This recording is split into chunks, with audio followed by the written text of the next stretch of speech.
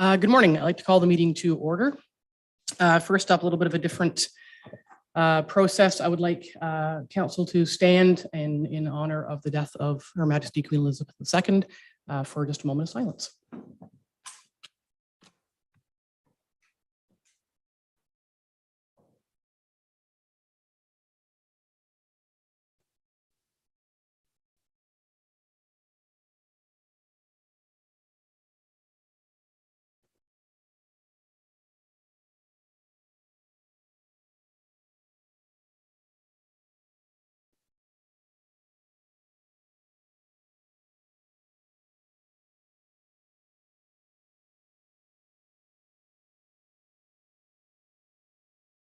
Thank you. Please be seated.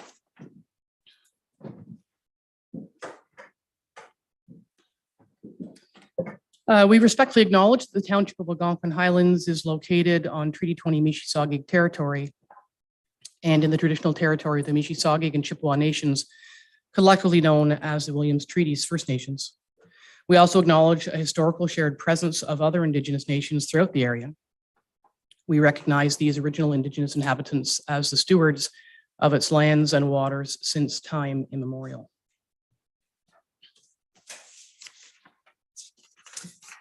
We approval of the agenda. Moved by Councillor Berry, second by Councillor Dayu. Be it resolved that the September 15th, 2022 council meeting agenda be approved as circulated. All in favor? That's carried. Thank you. Are there any disclosures of pecuniary interest today? Seeing none, I have no remarks today. Resolution for the adoption of previous minutes, please. Moved by Councillor Dayu, second by Deputy Mayor Danielson. Be it resolved that the August 11th, 2022 regular and August 18th special council meeting minutes be approved as circulated. All in favor? That's carried. Thank you. Next up is a public meeting, so I'll have a resolution to go to that.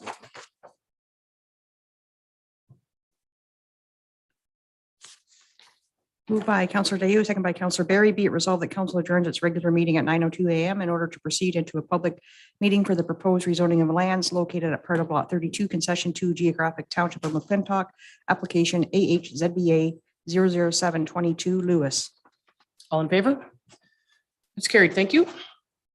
We'll bring in Mr. O'Callaghan, the planner, and are the Lewises here? Yes, the Lewises are here.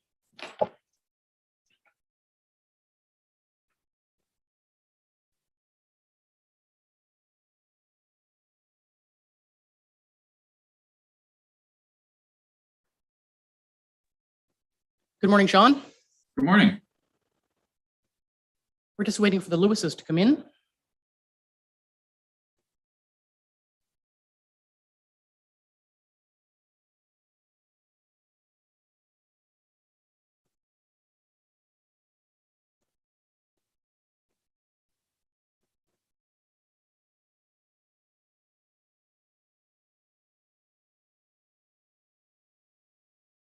Oh, there we are. Good morning, Mrs. Lewis.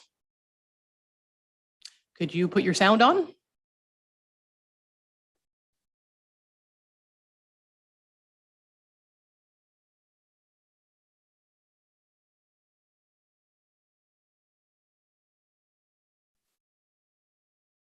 We still can't hear you.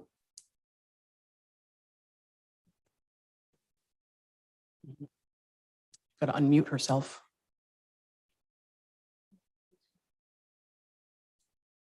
If you're on a desktop computer, you might hit your space bar.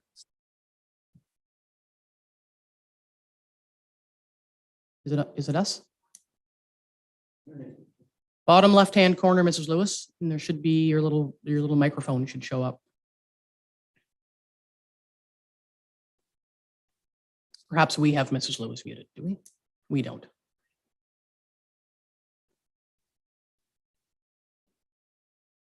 Well, you may not need to say anything anyway, so so let's just hang on to see if you need to have any, if you need to have or want to have any comment after Mr. O'Callaghan has finished his presentation. So we'll just leave it at that. So Sean, if you could take us away through the application, please. Sure. So this property is located on Quagma Lake. It's zoned shoreline residential 2 and designated waterfront under the official plan.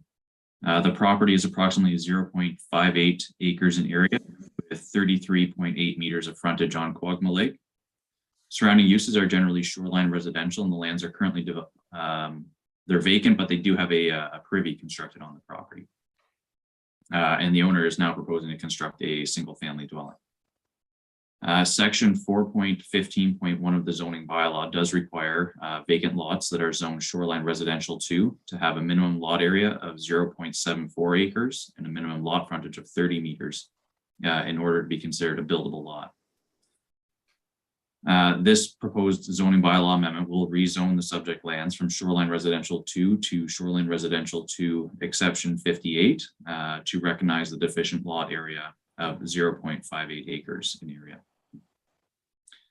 Notice of the rezoning was posted on the property, circulated to all property owners within 120 meters of the subject lands, posted on the township website and circulated to all prescribed agencies. No written objections have been received, and staff are recommending approval of the proposed bylaw amendment. Okay, questions from members of council. Deputy Mayor Danielson. Sean, the two questions I had, one is the Shore Road allowance owned? And because there's appears to be some encroachments, would we end up having to have a deviated line between the two lots? My understanding is the Shore Road allowance is not owned at this point. I'm sorry, I couldn't hear that. The Shore Road allowance is not owned. So if and when they went to purchase a Shore Road allowance, we would consider a deviated lot line? Potentially, yes. Okay, that's it for me. Any other questions from anyone? Mine is around around the water access.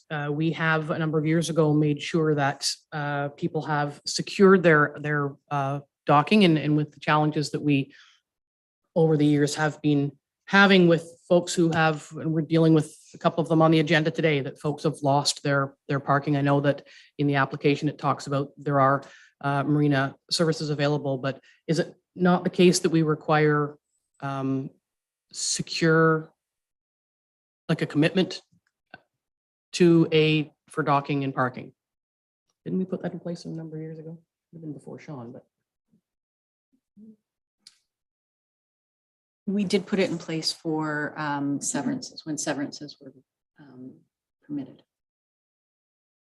So is this, if this property is vacant, is it currently being used? Sean? No, she's saying. No, I don't believe it is. And Angie is correct. If this was an application for severance, if they were creating a new lot, then yes, they would have to secure access to the mainland. However, in this case, it is an existing lot of record. It just does not meet that minimum area requirement to obtain a building permit. So this is one of those situations where I think we understandably get a bit hung up on process, on technicalities. It may be a lot of record, but the fact remains it's going to have a building on it, which building will require access. So why wouldn't we extend that requirement of proof of docking and parking? Is it just because that's not what our documents say, or it doesn't make sense to me that we would allow, that we went to all the effort to make sure that all water access properties have guaranteed and secured commitments to parking and docking. And just because this isn't a lot of record, that we wouldn't do that. But planning and me, Sean? So the challenge here is this is an application for zoning bylaw amendment, so we cannot attach conditions to that. We could attach conditions to an application for severance. So unfortunately, there's no real way to require that through this process. All right. Can you tell me then, there's no way we can attach the condition because it's a zoning amendment and we can't do that today? Is that something you can never do, or is it something that could be like, how do you attach it? How would it be attached? I just don't think it's fair to create a lot that could create problems for some future owner. if and when there are challenges. I mean, a couple of years ago, there was a possible closure of a marina that served hundreds of people. So I think it's important that we find ways where possible to make sure that we don't create an opportunity or a disappointing situation where in the future somebody comes to the township and says, I don't have parking or docking anymore, and what are you going to do about it? Because we've been working hard to try to avoid those situations. So Yeah, is there anything we can do to not disappoint the people who are going to use this property in the future? Or am I overthinking it? Please, feel free to tell me I'm overthinking it. No, so that would need to be done if we were creating a new lot. So in this case, it's an existing lot of record. So there's no way we can attach a condition such as this to it. So the real intent behind this minimum lot area and frontage for the shoreline residential zones is to ensure there's adequate space that someone can construct a dwelling meeting the setback requirements of today's bylaw, specifically from the water. And in this case, that can be met. So the matter of access would be more dealt with at the time of lot creation versus this application. This is the part of planning that I find incredibly frustrating. Yes, Madam CAO.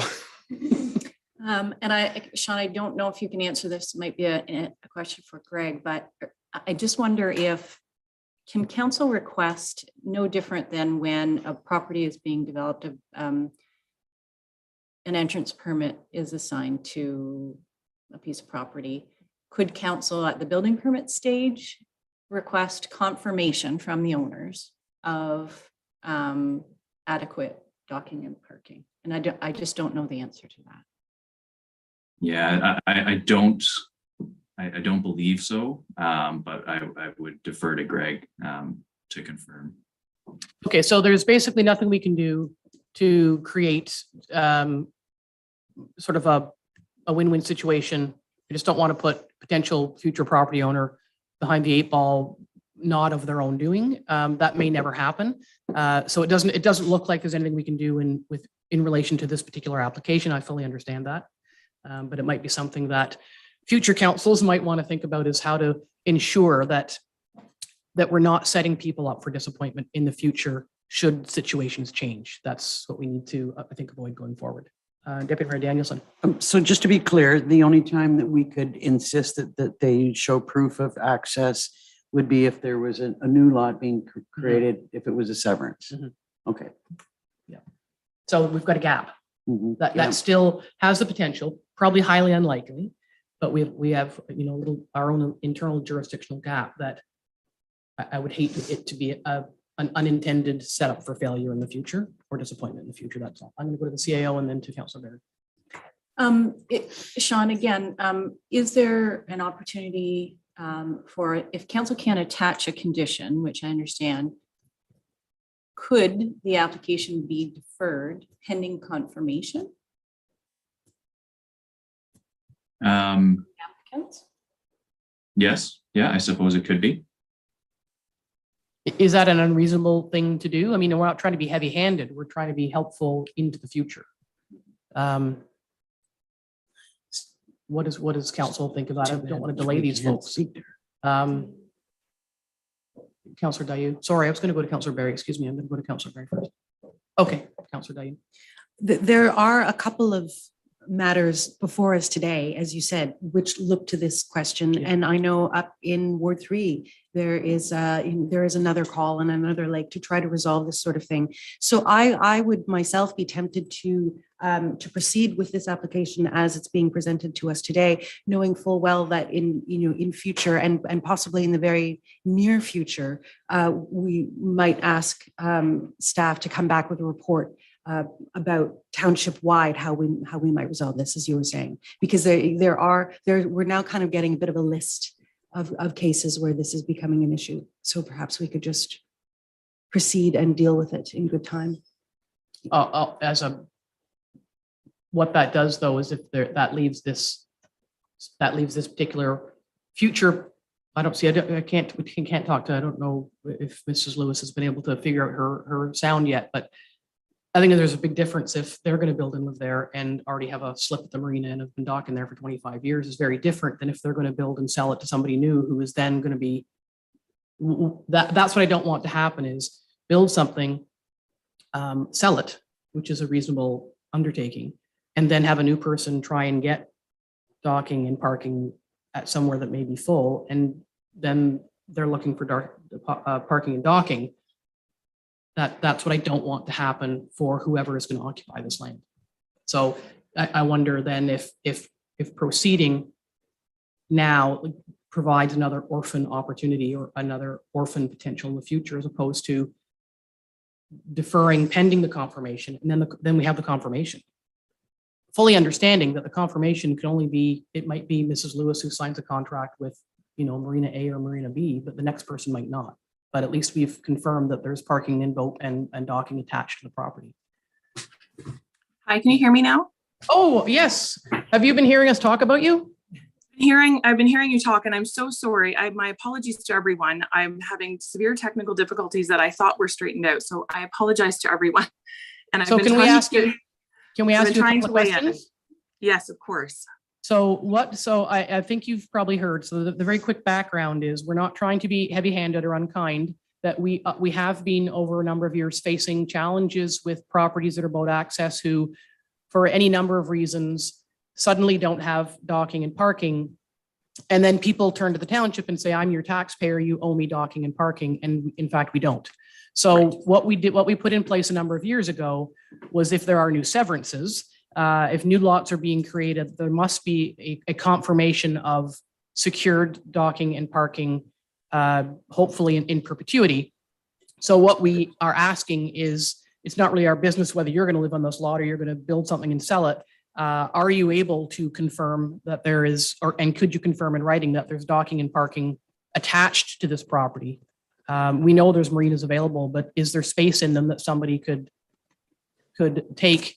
pay for, and not rely on the township if they can't get docking and parking somewhere? Yeah. So there's no deeded access with, except the lot, right? So there's no sort of, deeded piece that goes along with this lot. So what there is I know of 4 access points on the lake, 2 marinas where you can purchase a slip, and, have a permanent space that belongs to you. And I understand that there's availability at both of those marinas. And I also understand that there's 2 other public access points that provide limited parking and, sort of if you wanted to, bring a watercraft up each and every time, the marinas are definitely the better option here on this lake. And it's a really large lake, and there's actually a 5th access point, which is on the adjacent lake, which is Bear Lake. So there's actually, I would say there's 5 points of access to get to this lot at any given time.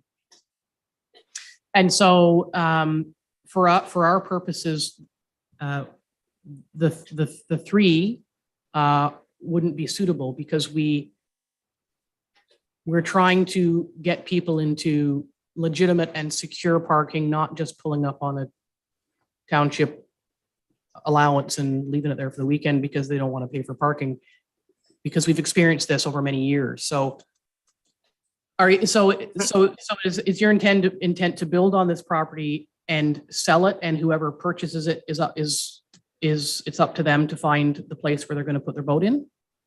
So for our personal use, it would be definitely the marina. I mean, we have no interest in, and certainly launching, every weekend kind of thing, and using public launches all the time.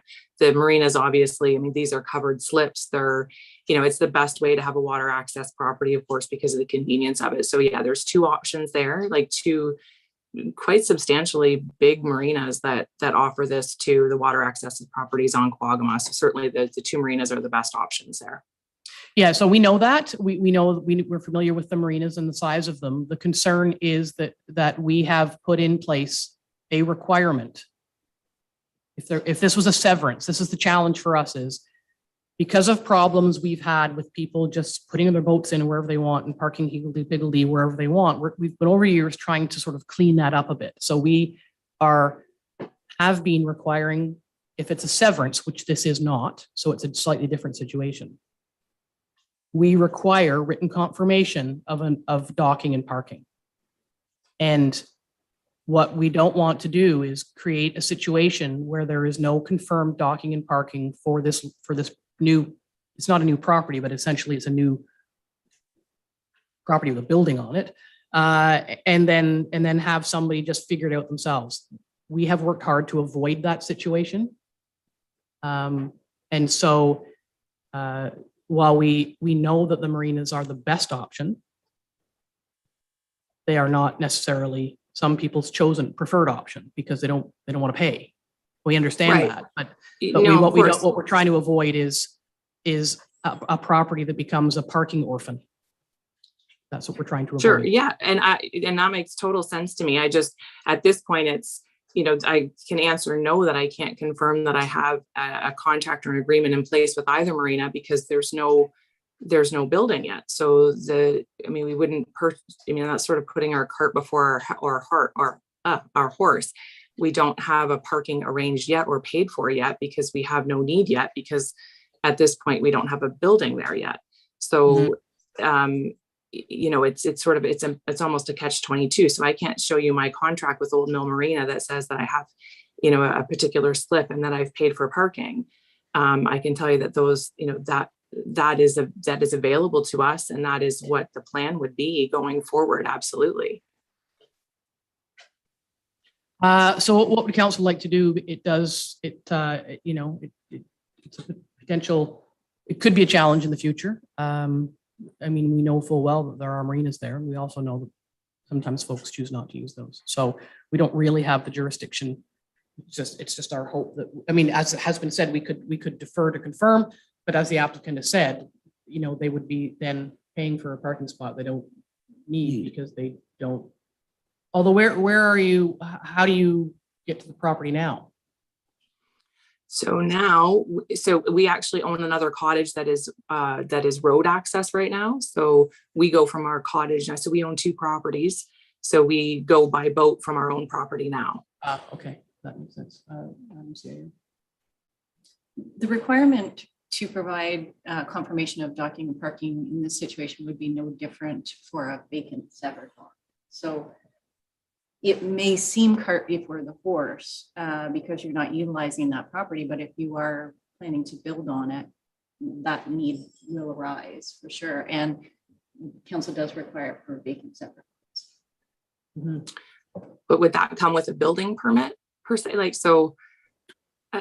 I'm just not sure that at this point. We have to get the bylaw, the rezone, before we get a building permit. And now we're saying we have to get a parking permit before we can get it rezoned. I'm just not sure that this is going in, sort of the right chronological order for it to be logical. And so with all respect, that's our decision to make. So we're asking you to give us information so that we can make a decision that is in keeping with what it is we're trying to do across the entire township. So Right. we're not picking on you. We're just trying to avoid a situation that is disappointing for somebody in the future, or that comes back on the township. And I appreciate that lots of folks don't pay attention to municipal business, but we are facing increasing requests to take care of people's parking and docking for them because they've lost it. Because for years they've parked at, Fred's farm or, Marilyn's house. Sure. And then somebody bought that property and said, you can't park here anymore. And we've ended up with a number of parking and docking orphans, and those folks are expecting us to fix that. So all we're trying to do is make sure something's in place so that somebody else doesn't get disappointed in the future. So that's what we're trying to we're just trying to figure out. And sometimes in these situations, it isn't chronologically logical. So that's what we're just trying to sort out. And there's lots of hands in the air. So we're just going to go right around the table. Well, the only comment that I was going to make was that, from what I hear from Sean, we cannot attach a condition to this application. But I think that it's obviously brought to bear the thought that we need to look at this as a gap and try and find a solution going forward. I think, and that's what Councillor Dayu was saying, is instead of making these folks pay for the gap that exists. I don't think there's a way for us to do Well, that. if we don't have the authority to attach, then we just need to maybe address the gap going forward. Although the CAO is saying that we would do it if it was a severed vacant lot. But it isn't. But it isn't. Yeah. Go ahead. And I do appreciate that. I think in this circumstance, because the application is coming to a lake which is well served by a couple of marinas, and you wouldn't have a deeded access to that marina should you sell your property on to, to another person. I think this is a different kind of situation that than say on other lakes where the lakes are closed and there aren't those access points readily available. And I would feel quite comfortable proceeding with the approval of the application at this stage because they will have that ability to contract with the marina. Councillor Barry. Yes, and in addition to that thought, this application, she is stating that technically they can use their own access, like they could use their existing property as an access point before they would need the marina slip. If they could access from their current property to the additional property. Go ahead. The issue is that, I mean, it is a separate property. Neither one of them could be sold. And I mean, that's the case here. And I mean, we know that Mrs. Lewis has got access, but one of the properties at some point in time may easily be sold and then you haven't resolved the issue of some kind of, formalized access. I'm in favor of proceeding with this today. But we've got to do something to resolve this. I think it's about the gap, and as we've gnashed our teeth in the past when these things come up and they are frustrating.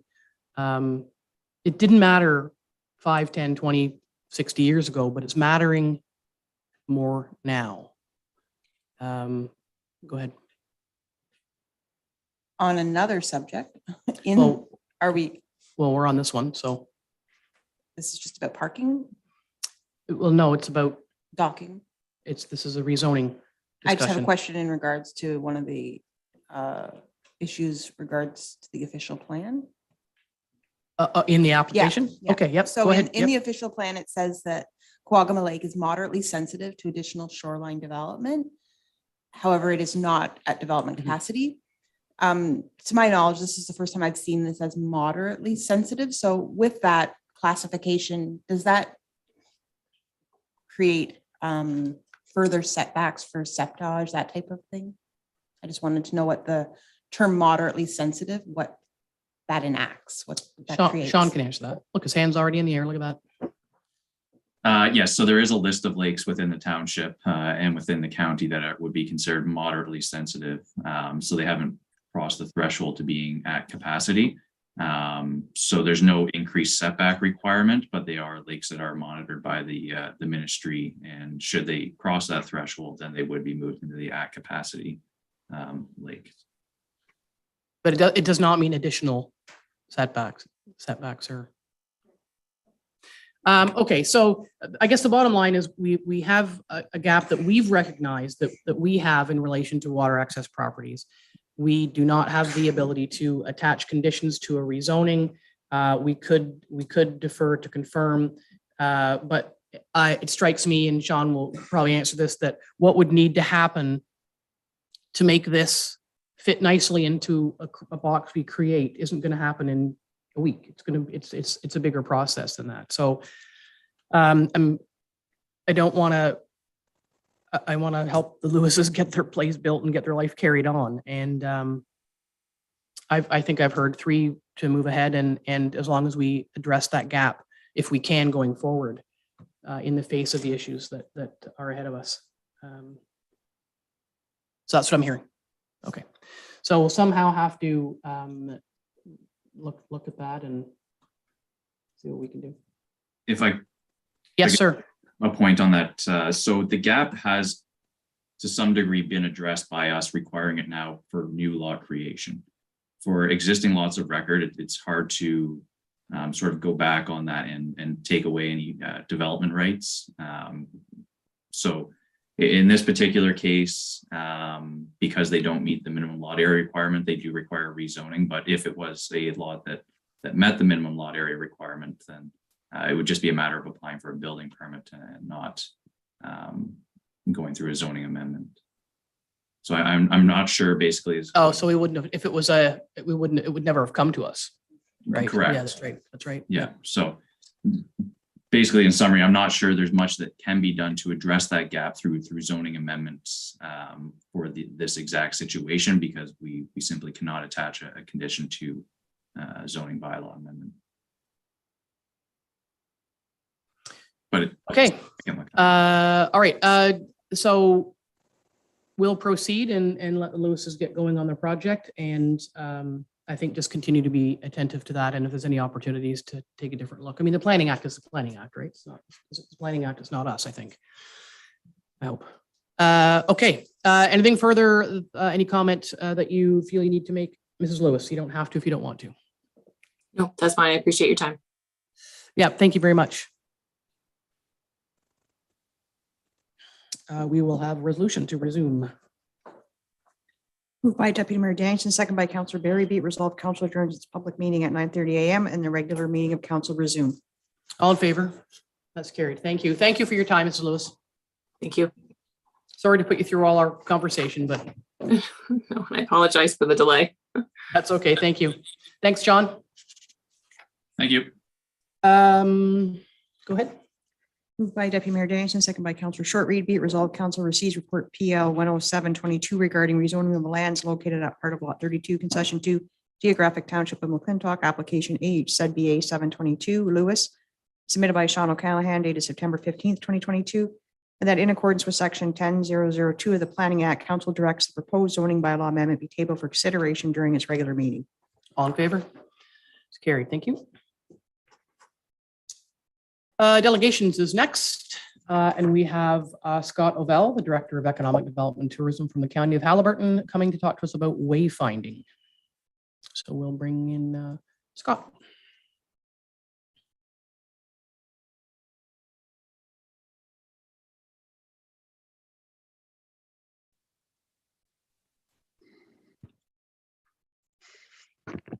Good morning, Scott.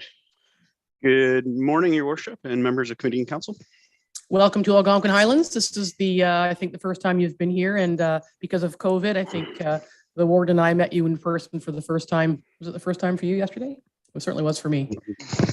So nice to put an actual person to a face. You're here today to talk to us about a little bit about the work plan and also the wayfinding project. So please take it away. Okay, I think your staff's going to share the screen for me.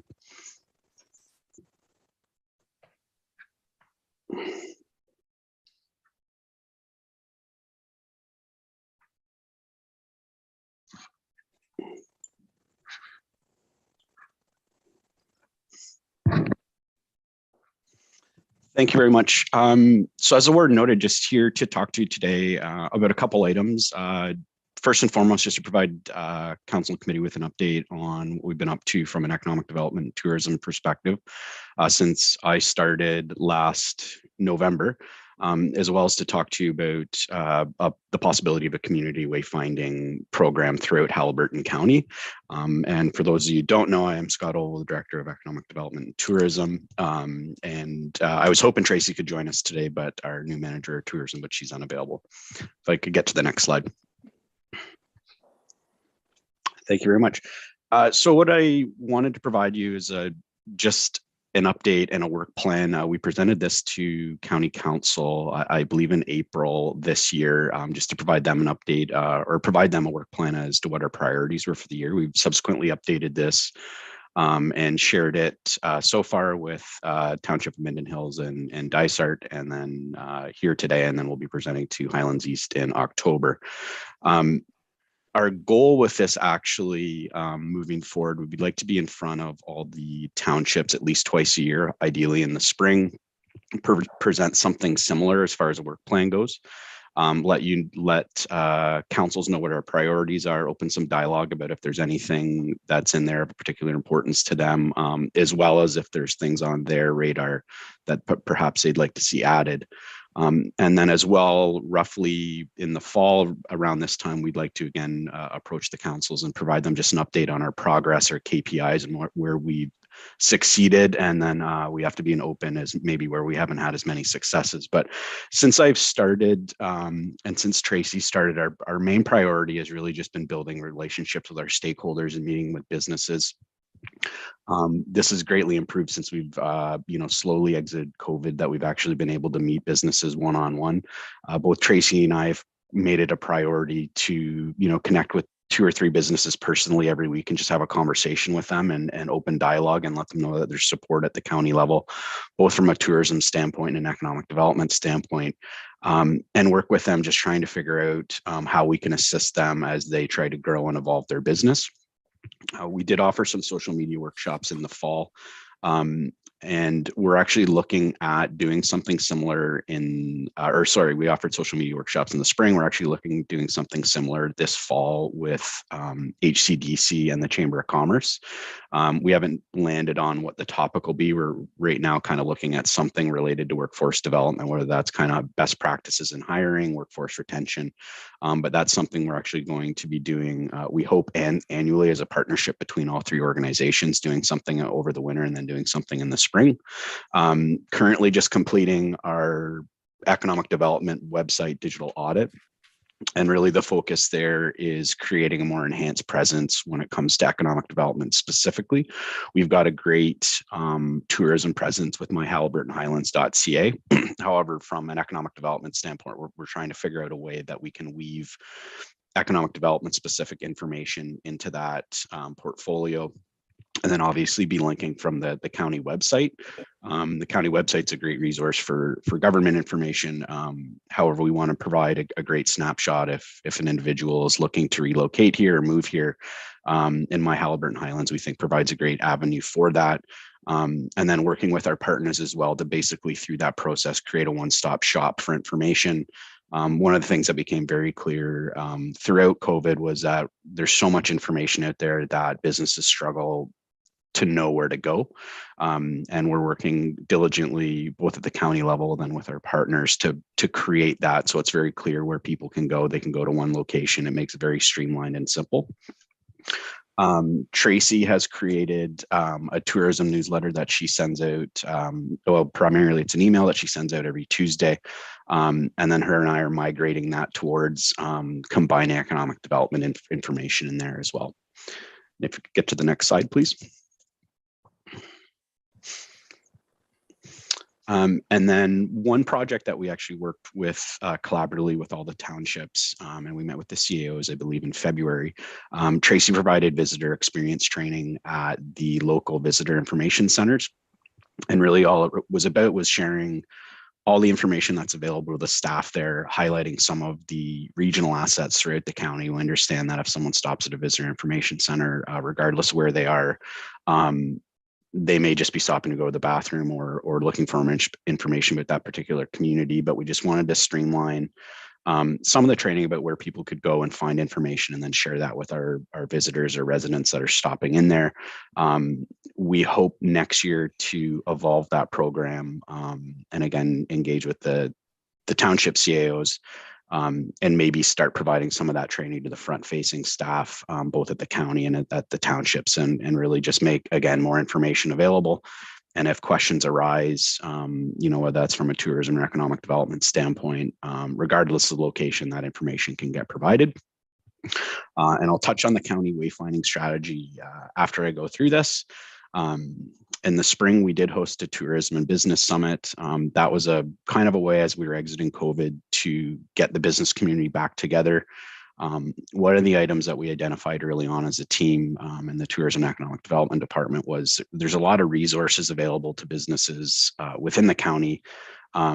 Just sometimes, again, it's almost information overload and not all the businesses know where they can go and what each organization does. So we focused on bringing up at this event, the Workforce Development Board, and really providing an overview to all the attendees about what they do and the resources and the services that they can provide from a hiring standpoint, job posting, and some of the programs they provide to help onboard staff. And in the afternoon, we hosted a keynote speaker, and it was really about product development, collaboration, and working together. And then we hosted a cocktail hour after that. There's about 80 attendees. We're looking at doing this annually every year. Obviously, we haven't landed on what the topic will be next year. We'll try and make it relevant so that each year we can get the business community out and provide value when they take their time to participate with us.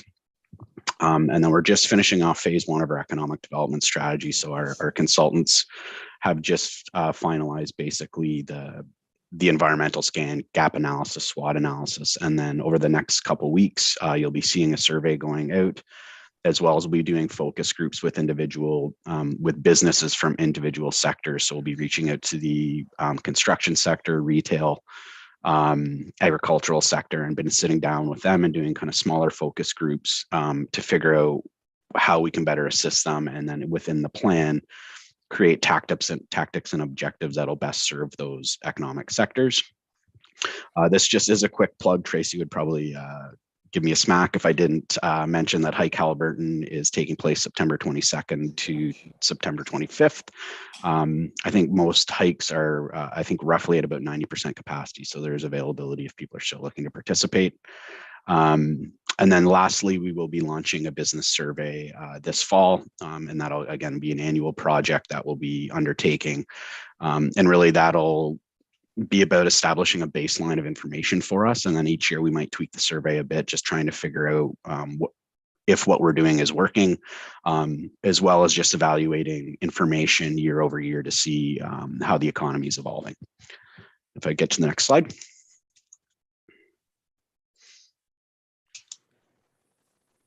And then lastly, just some kind of overarching highlights. So there's a lot of services or a lot of organizations that service Halliburton County that are located, within the Lindsay, Peterborough, Kawartha Lakes area.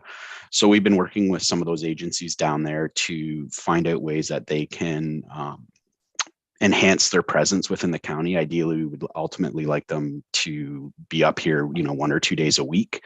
That reduces the need for travel for any of the clients within Halliburton County, or figuring out the ways that we can better service them digitally. And then moving forward, we'll be working on, obviously, the launch of the economic development strategy will be probably the number 1 priority for the economic development side of the department. And then Tracy and her team will be continuing to work on implementing the destination management plan. And her team has done a really great job of, when they're bringing reports forward to county council or committee, they're trying to link whatever they're requesting approval for, linking that back to the destination management plan to ensure that that document is staying relevant. It's not staying on a shelf, and we're following through on what we were directed to do. If I could get to the next slide. Before you move into the wayfinding, I see a hand waving around. I just had a couple of questions about the economic development side, but I'll go to the hand in the air. So Deputy Mayor Liz. Yeah, me too. Just one comment I just wanted to say about the summit that was held. It was really wonderful to see so many of the business representatives come together, the level of energy that was generated by that session, especially after COVID and all the trouble that there's been associated with our local business. So it was excellent. The question that I would have, Scott, is, you mentioned that you plan on visiting the municipalities twice a year. Yep. I'm just wondering how we can work with you there's thoughts and ideas that I'm sure the council have got about what they'd like to see for economic development within the municipality, how you might see approaching that, and, that might not be necessarily achieved by 2 visits a year. I'm just kind of wondering about your thoughts on that. Yeah, thank you. And through your worship, I think that really, I don't know if there's a defined approach for that, and maybe that's something over the fall I can, noodle on and figure out a way to best do that. Ultimately, Tracy and I have talked about it. We just want to make ourselves available to the townships and let them know that we're here to assist. I don't know if that's whether just through county council members just reaching out to us and saying, hey, we've got this idea, or this topic has come up, and is there a way this can be worked into a work plan? I don't have a definitive answer for you, unfortunately. I won't lie about that. I'd have I to. do. I do. Well, I'm glad to hear it. Well, I just wrote a little note to the CAO.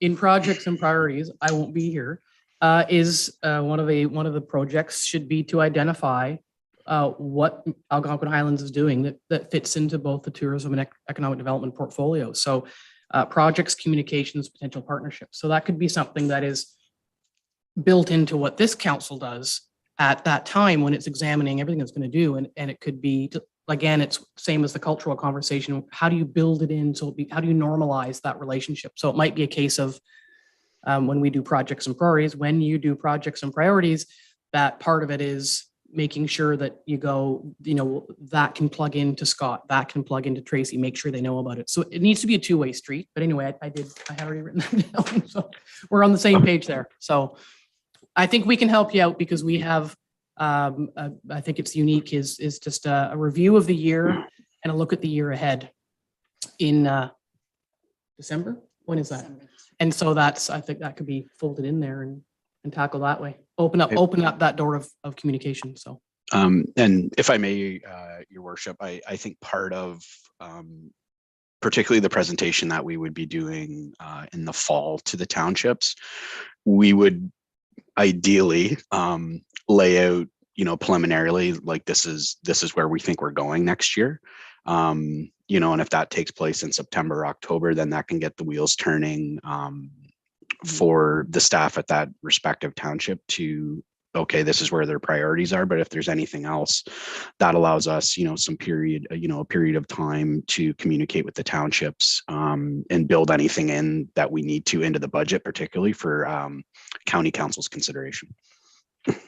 That's terrific. Thank you. I just had a couple of questions too. I know that in terms of the economic development plan, or actually in terms of the work plan that you've provided, and I know you're meeting with businesses, and I know it's sort of your old stomping grounds, but you have touched base and introduced yourselves to businesses in both Dorset and Knox-Tongue Lake. That is correct. Okay, thank you. And my other question is, in terms of where arts and culture will live, I'm assuming they will live. I was part of the destination management plan development as on county council. That's where that will live. That kind of thing will live with Tracy, but still be married in where there's a connection into the economic development plan.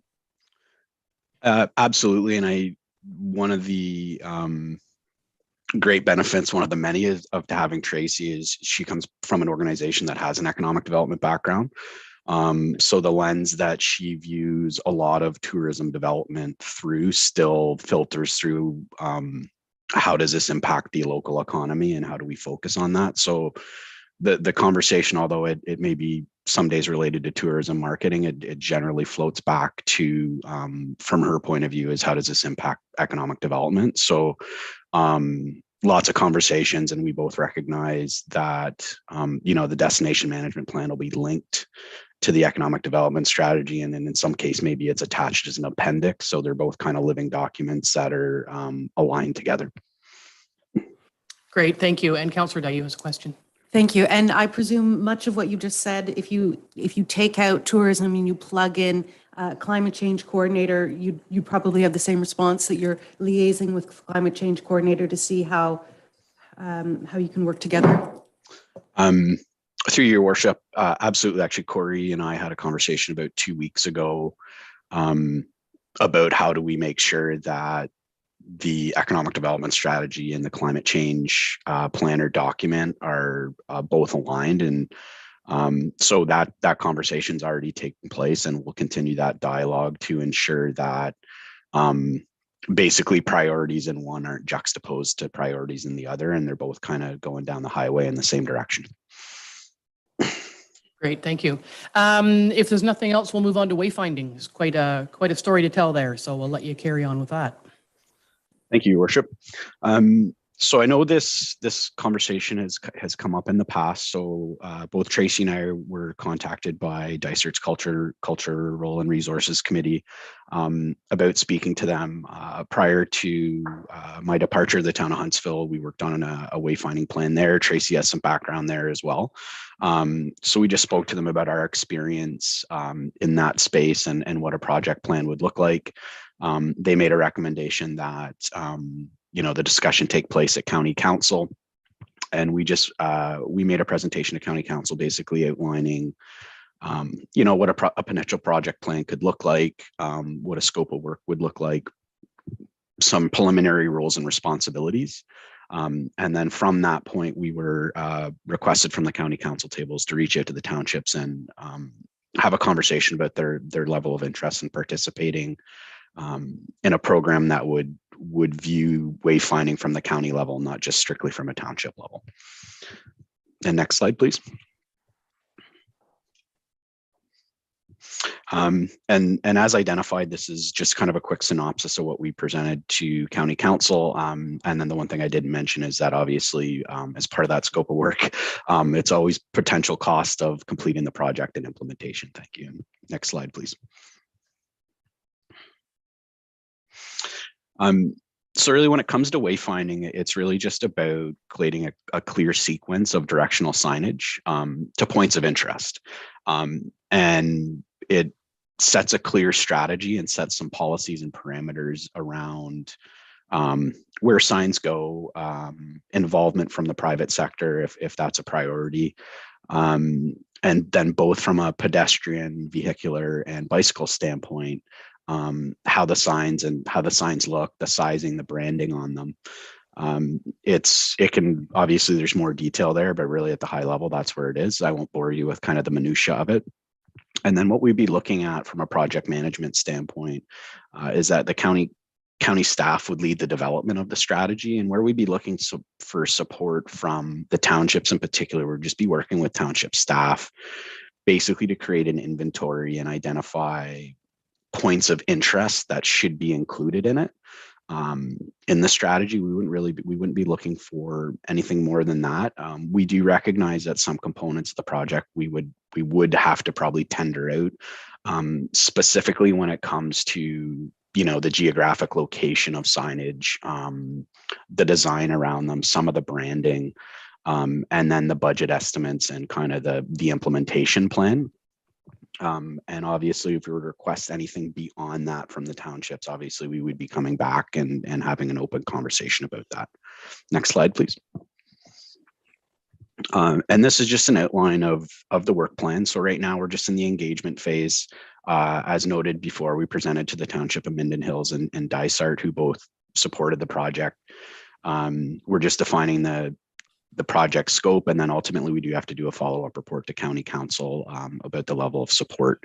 And then not to get too far ahead of ourselves, but if everyone's on board, the next phase of the project, and we've identified where we'd just be looking for assistance from municipal staff, would be identifying the key community assets, some research just on best practices, and then just basically an audit of the current state of wayfinding within the community. And that would just be letting us know if there's any existing sign bylaws, if there's existing wayfinding, where it is, what does it look like, so we can have a clear inventory of that. After that phase, most likely having to tender something out where we would have a firm identify specifically where signs go, how big they are, what they look like, how they're engineered, and then working through the branding and the messaging. We would want something consistent throughout the county. So, preliminarily, we, identified that probably using something consistent with the Halliburton Highlands branding. That being said, we do have some examples within the province where a project like this has taken place throughout a region. And then each township has kind of, through the design phases, found a way to, identify itself or differentiate itself on some of the branding, just to give that little, piece of ownership over it. And then lastly, and probably most importantly, is the budget estimates. What's the cost of actually, engineering, designing, and installing the signs and fabrication. And then we would hopefully work with the firm to basically create an implementation plan. And probably we would request a couple timeline. So, if you were to do this in 1 year, it would cost you X. If you were to do it over 3 or 4, it would cost you Y. And then that allows everyone to kind of digest that information, and then work through how we want to do this. And again, having everyone kind of aligning what signs are going to be installed first and foremost. And next slide, please. And I won't go through this in great detail. You have a copy of the presentation, but really it comes down to, identifying key municipal assets, and that's where we're thinking we would start. It would provide probably some policies or protocols in place about how each township in the county could proceed and deal with wayfinding moving forward. Obviously be compliant with AODA standards. And then lastly, just I think most importantly is a practical phased implementation plan with cost estimates. And I'll leave it at that without with boring you with the rest of the bullet points. Thank you. Next slide, please. So moving forward, really what we'd just be looking for today is just to support and participate in the development of the strategy.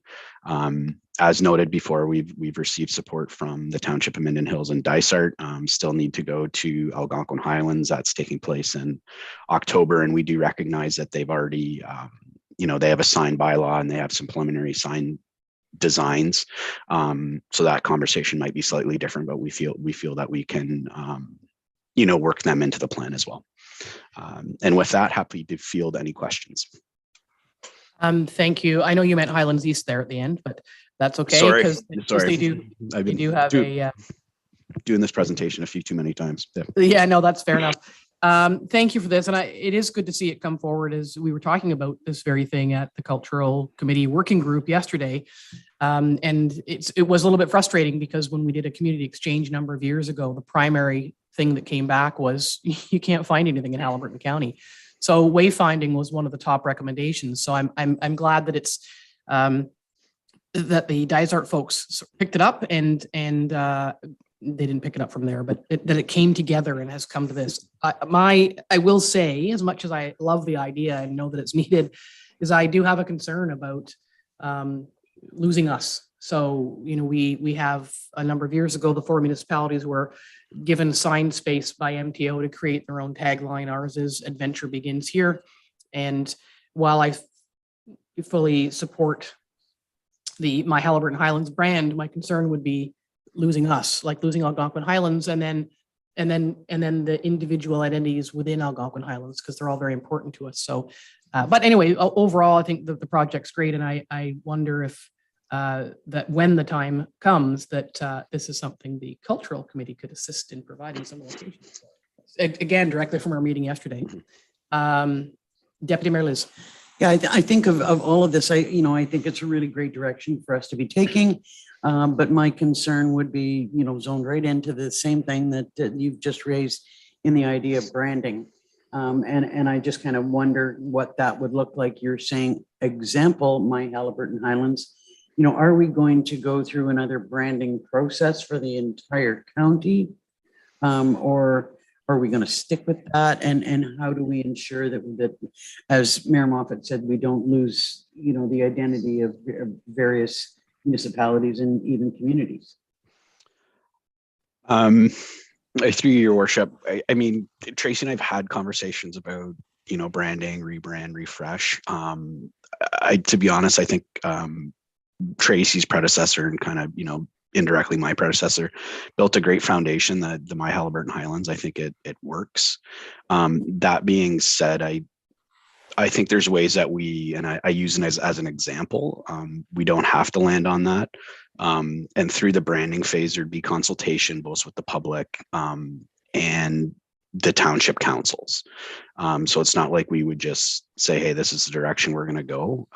We want everybody on board with it because it will be a big project. It'll be expensive. So whatever's being installed has to work for everybody. And I think there's ways that can be done.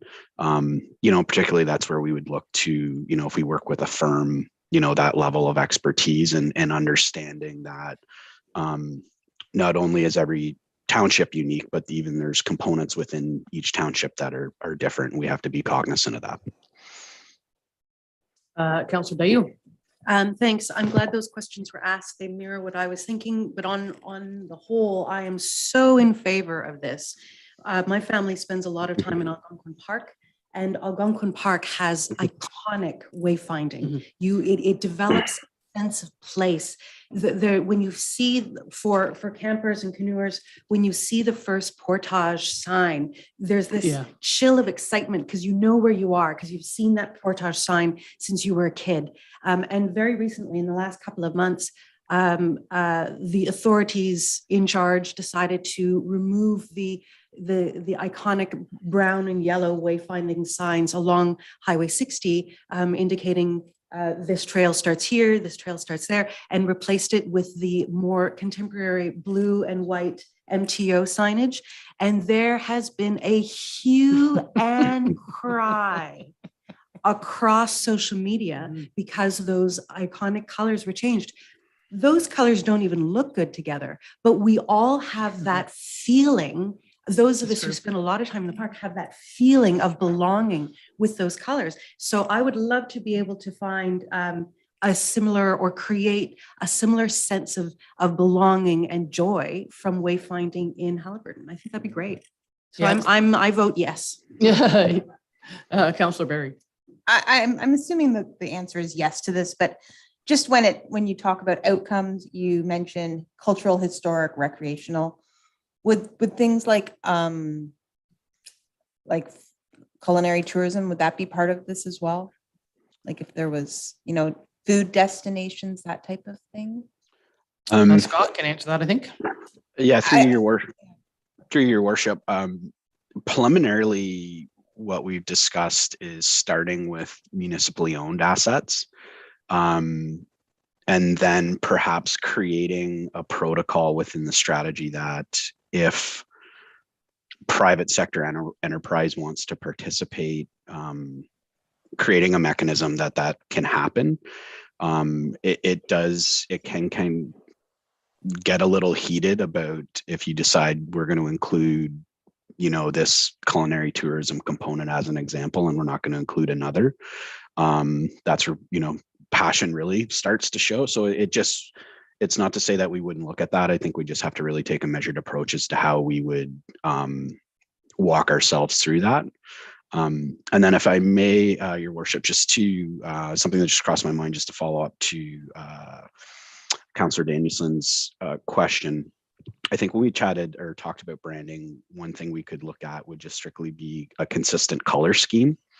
And then, whether it's a tagline or a logo at the bottom of the sign within each township, it may not just be I maybe misspoke just saying like, we'll use the My Halliburton Highlands like tagline. That maybe isn't. It's maybe more about just using a consistent color scheme. Perhaps that's the approach to that possibility or an answer to that question. Thank you. Yeah, and I think it's early days yet. We're looking for, it's looking for support for the idea to get moving, and there's lots of discussion ahead. So it is exciting. So I like the creative aspect of it, and I appreciate the story you told, because you're absolutely right. And I camped a lot as a kid with family friends, and yeah, as soon as you saw that yellow and brown, you knew you were home. And I think there's a lot of merit in that whole idea. Go ahead. I just wonder, Scott, at what point you'd be able to come back to the municipalities and talk to us about the cost of this project. I suspect that part of that is, when you get into talking about engineering and design and all of that. But, I think that's also going to be something that's paramount in our discussion. No matter how enthusiastic we are, it always comes down to balancing it against other needs and priorities.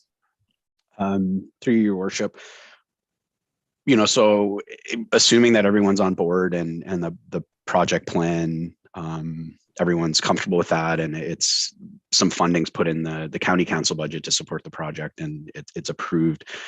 What we would do is probably build in some checkpoints with the township council. So probably first and foremost, the first checkpoint would probably be really saying, here's the list of assets that are going to be included. Is everybody on board with that? And then the second component would be another presentation, and again, dealing with two layers of government, it will slow it down a bit, but we want to do it right once, not kind of continually change it. And then the next phase would be basically a presentation saying, here's where the signs are going, and then here are the design concepts. And then the last component to that would be here's some preliminary budget estimates on what we think. And then again, how we would build out the implementation plan would be, you could do this over 5 years, you could do it over a decade. And, if you're going to do it that way, here's where we recommend you start. Here's what we would recommend you include. And you don't always have to do or include everything a consultant or the staff may suggest if costing becomes an issue. And then both Tracy and I are cognizant of, because it would be a countywide project, it would probably be fairly appealing to some government agencies for funding, but you can never just rely on that as a fallback. So. Thank you for that. And just with an eye to the time, are there any other questions for Scott on this? I think you're hearing some excitement and concurrence to move ahead and see what comes in the days ahead. So I guess we'll have a resolution. Go ahead. Oh, there's added words to it. Go ahead.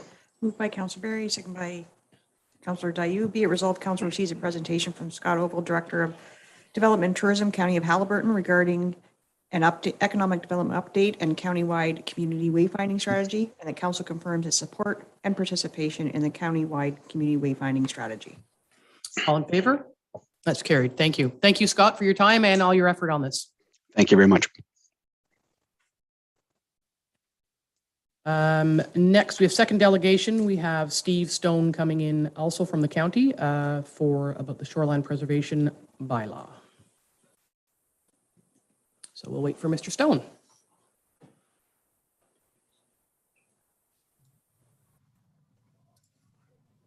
Good morning, Steve. Thank you, Your Worship and members of council. I'm happy to present to you the shoreline preservation bylaw. That is bylaw 4123, and it was approved by County Council at its August meeting on the 24th. So first slide was just an overview. Second slide, I can get into it. So just let me bring it up on my side. Yeah, so this bylaw, council approved it to be effective April 1st, 2023. And it really builds on legislation that's found in the Municipal Act, Section 142, which allows for municipal, so the second slide, please. So it really builds on the Municipal Act, in particular, Section 142, that allows municipalities such as yourself to pass or implement a site alteration bylaw. And it also allows municipalities like yourself to delegate the authority to implement a site alteration bylaw to an upper tier municipality, in this case, the county. So the benefits of this new bylaw, it builds on the existing tree preservation bylaw that's been in effect for a number of years.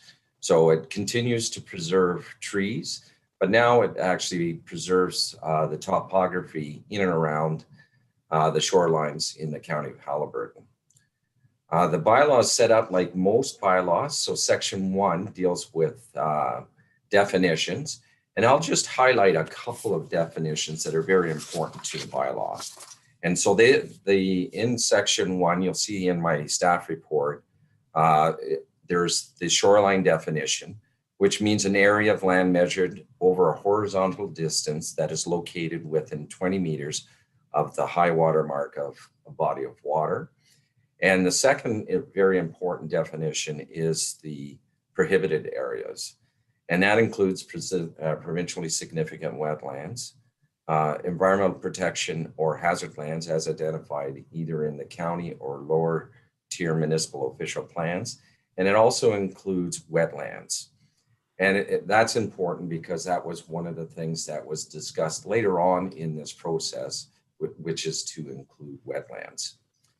The goal of the bylaw is set up, county council was very interested in having a plain language bylaw. So it's really structured in such a way that when we implement it, it allows for property owners to sort of assess or screen their activities around the shoreline to determine whether or not what they're proposing is in compliance with the shoreline bylaw. Next slide, please.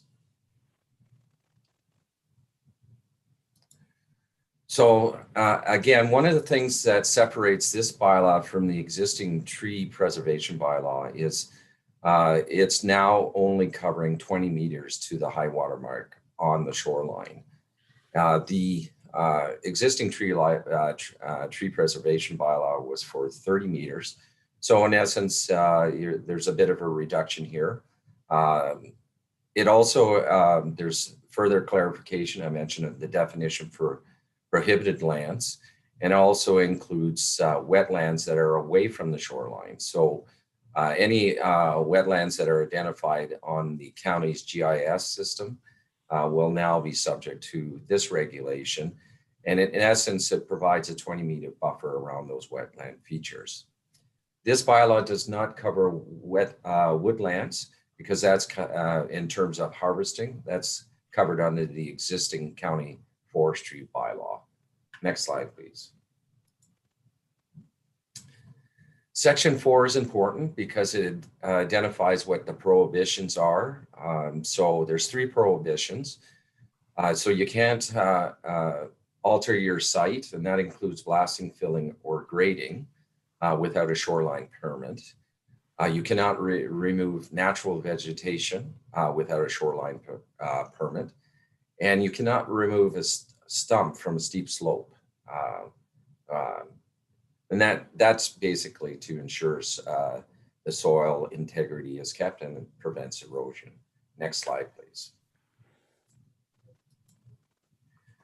So when you look at the next section, which is a very important section of the bylaw, that deals with exemptions. And as I said, County Council was very keen on presenting the bylaw in such a way that shoreline property owners could look and carry on activities that they commonly do now without the need for a shoreline permit. So for example, minor landscaping, so that would be adding a bit of fill or taking putting in a garden, things like that.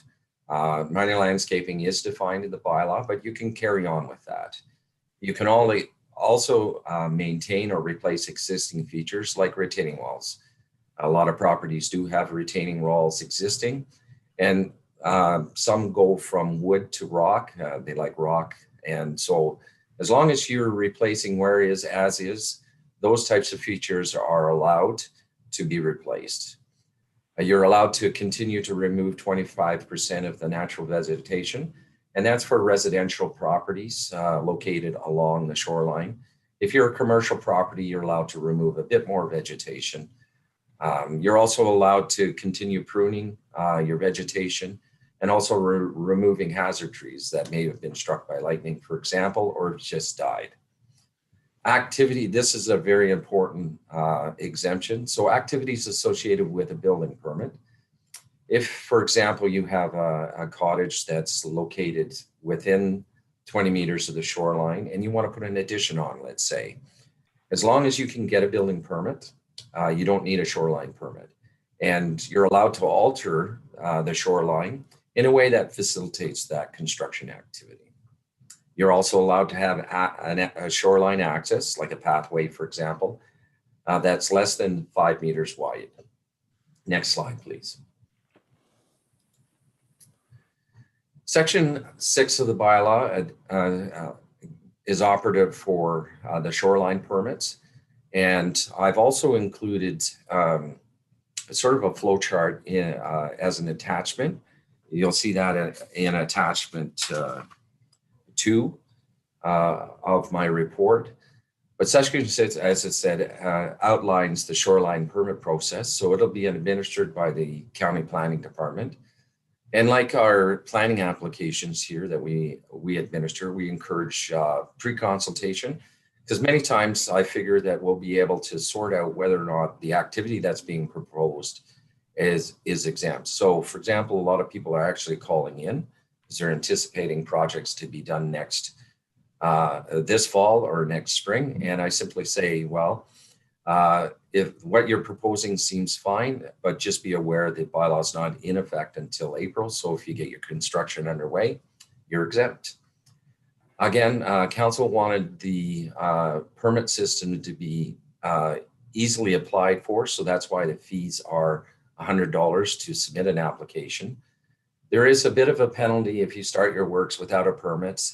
That's $500. And that's very similar to municipalities as they deal with minor variances. Some municipalities have variance applications that have a set fee, and if they happen to apply after the works are done, they have a penalty there. The permit system, once submitted, we have 30 days to process applications, and that'll be through my sign off. I know best practices, we're aiming for 10 business days for the shoreline permit review. And the first week would be set to sort of understand and work with the applicant. And the second week would entail the possibility of a site inspection and on-site discussion. The shoreline permit is valid for 3 years, and a non-decision is appealable to county councils. That means if the planning department does not issue a permit within 30 days or refuses to issue a permit, you can actually appeal that to county council. And we'll be working on a committee structure to allow for those appeals to happen.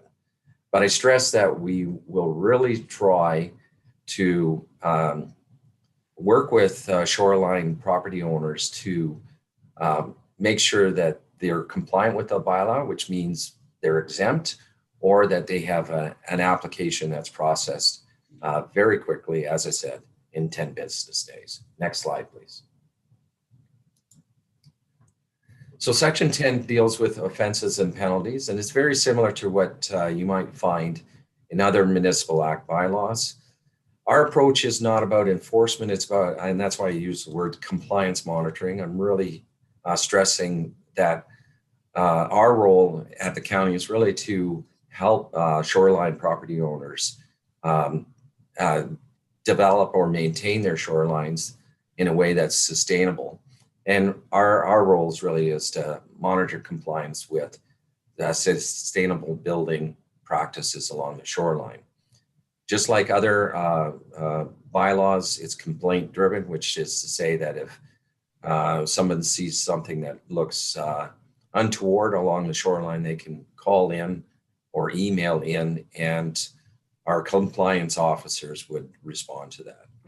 County Council will be designating officers. We'll have to still work on some job descriptions for their consideration. We're hoping that will occur as early as the October County Council meeting. And one of the sort of the 3 forms of compliance that we'll be looking for, and I stress the first one, which is compliant requests. So say, for example, we come across some alteration that's happened and we determine that permit should have been applied for. We'll be asking for compliance through letters that we'll send to the property owner. And more often than not, it's been my experience that once those letters are received, property owners will reach out to the county and we'll start the dialogue, bringing the property owner into compliance with the shoreline bylaw. Usually that compliance is achieved through the issuance of a permit after the fact. As you get more extreme with site alteration that's not sustainable, then we can get into orders to rehabilitate the shoreline. And you can also include penalties through the Provincial Offences Act, Part 3 summons to court. And those are for really serious offenses. And for first offenses, if you're found guilty of a serious offense, you're liable to have a fine up to $50,000. And if offenses continue on, that fine can actually be a daily charge. Next slide, please. So thank you very much. I'm available to answer any questions. Thank you very much for that. It was funny, I was sort of scribbling a few notes thinking, what comment to make. I will be going around the table because this is the first time that 3 members of this council will have had an opportunity to provide comment on what they've been hearing in their wards. Look, there's no question this has been a tremendously controversial issue. there are some folks believe that it's just simply government overreach, plain and simple, and that's what they believe. Others, I've talked to people who feel like they're being accused of a crime they have no intention of committing, and sort of that kind of thing. Well, I'm never going to do it, so why would you put that in place? And I think the fact remains that there are people who are doing things they shouldn't be doing, and if people wouldn't do those things, we wouldn't need to be putting any bylaw in place, no matter what kind of bylaw it is. There's been a tremendous amount of public input. Some of it has been really, really good, and I worked really hard myself to take a lot of that comment to the discussion table, and I think we did a good job of simplifying it. The bottom line is, whenever we make a decision, there's people who don't like it, and right now there's a war going on, as has been going on, about who has more support for what. And I think ultimately, I would hope that people would see their role as a contributing steward to our lifestyle and economy, which is based on lake health. So, yeah, I've worked really hard on this, and we're at the stage where we are. My only question for Steve is, this was in place, or you helped put something similar in place previously where you used to work, and wondered if you could just speak a little bit about that, and if there was the same kind of controversy and how it's working out now, and just what the state of affairs is in Seguin where this already exists. Yes, thank you, Your Worship, and to the rest of the council. So I worked at the Township of Seguin for 5 years, and part of my portfolio was, as director, was land use planning and sustainable shoreline development and lake health. So that was a wonderful position to have. It involved all things, but on the shoreline preservation, we had actually 3 bylaws in effect, and it was an exemption process, which is to say staff had a lot of opportunity to work with landowners to figure out how we could make their requests for landscaping, because that's very similar to this bylaw. There was opportunities for minor landscaping. So it was a ongoing staff function to work with property owners to figure out what was a good landscaping practices and how we could preserve the shoreline. So other exemptions, for example, there was the 3 bylaw system. So they had site alteration, which was your grading and filling. They actually had blasting. A blasting bylaw which was a direct prohibition. You couldn't blast along the shoreline. And then you had your tree removal. So most of our, I would say about 9 months of the year, we actually spent a lot of time working with landowners, shoreline property owners, meeting out on site and discussing their projects, what their needs were from an understanding of the bylaw, how they could actually undertake their works without any controversy or any sort of difficulties. So it was very collaborative effort, and I bring that sort of experience to this project. The implementation of this bylaw is really, I have often believed that community development is a partnership, and it starts with the landowner, and it involves professionals that are doing work out there. And very similar to, as I said, dealing with applications for this shoreline permit, we often would encourage contractors, for example, to reach out to us and submit preliminary drawings of what they were proposing. And we would do an assessment on whether it met the shoreline bylaw parameters for, say, minor landscaping, and we would give them the green light to go ahead without any sort of further approvals. If it was a significant project, then we would end up writing reports and getting council endorsement for those things. A little different than what's being proposed here. The shoreline permit process would allow us to keep it in-house.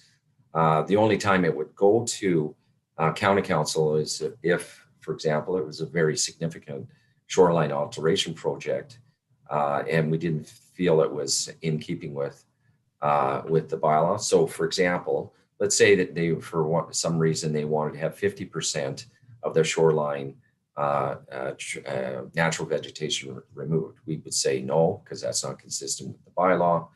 And then they could appeal that to council. So that was very similar to what we had in Seguin.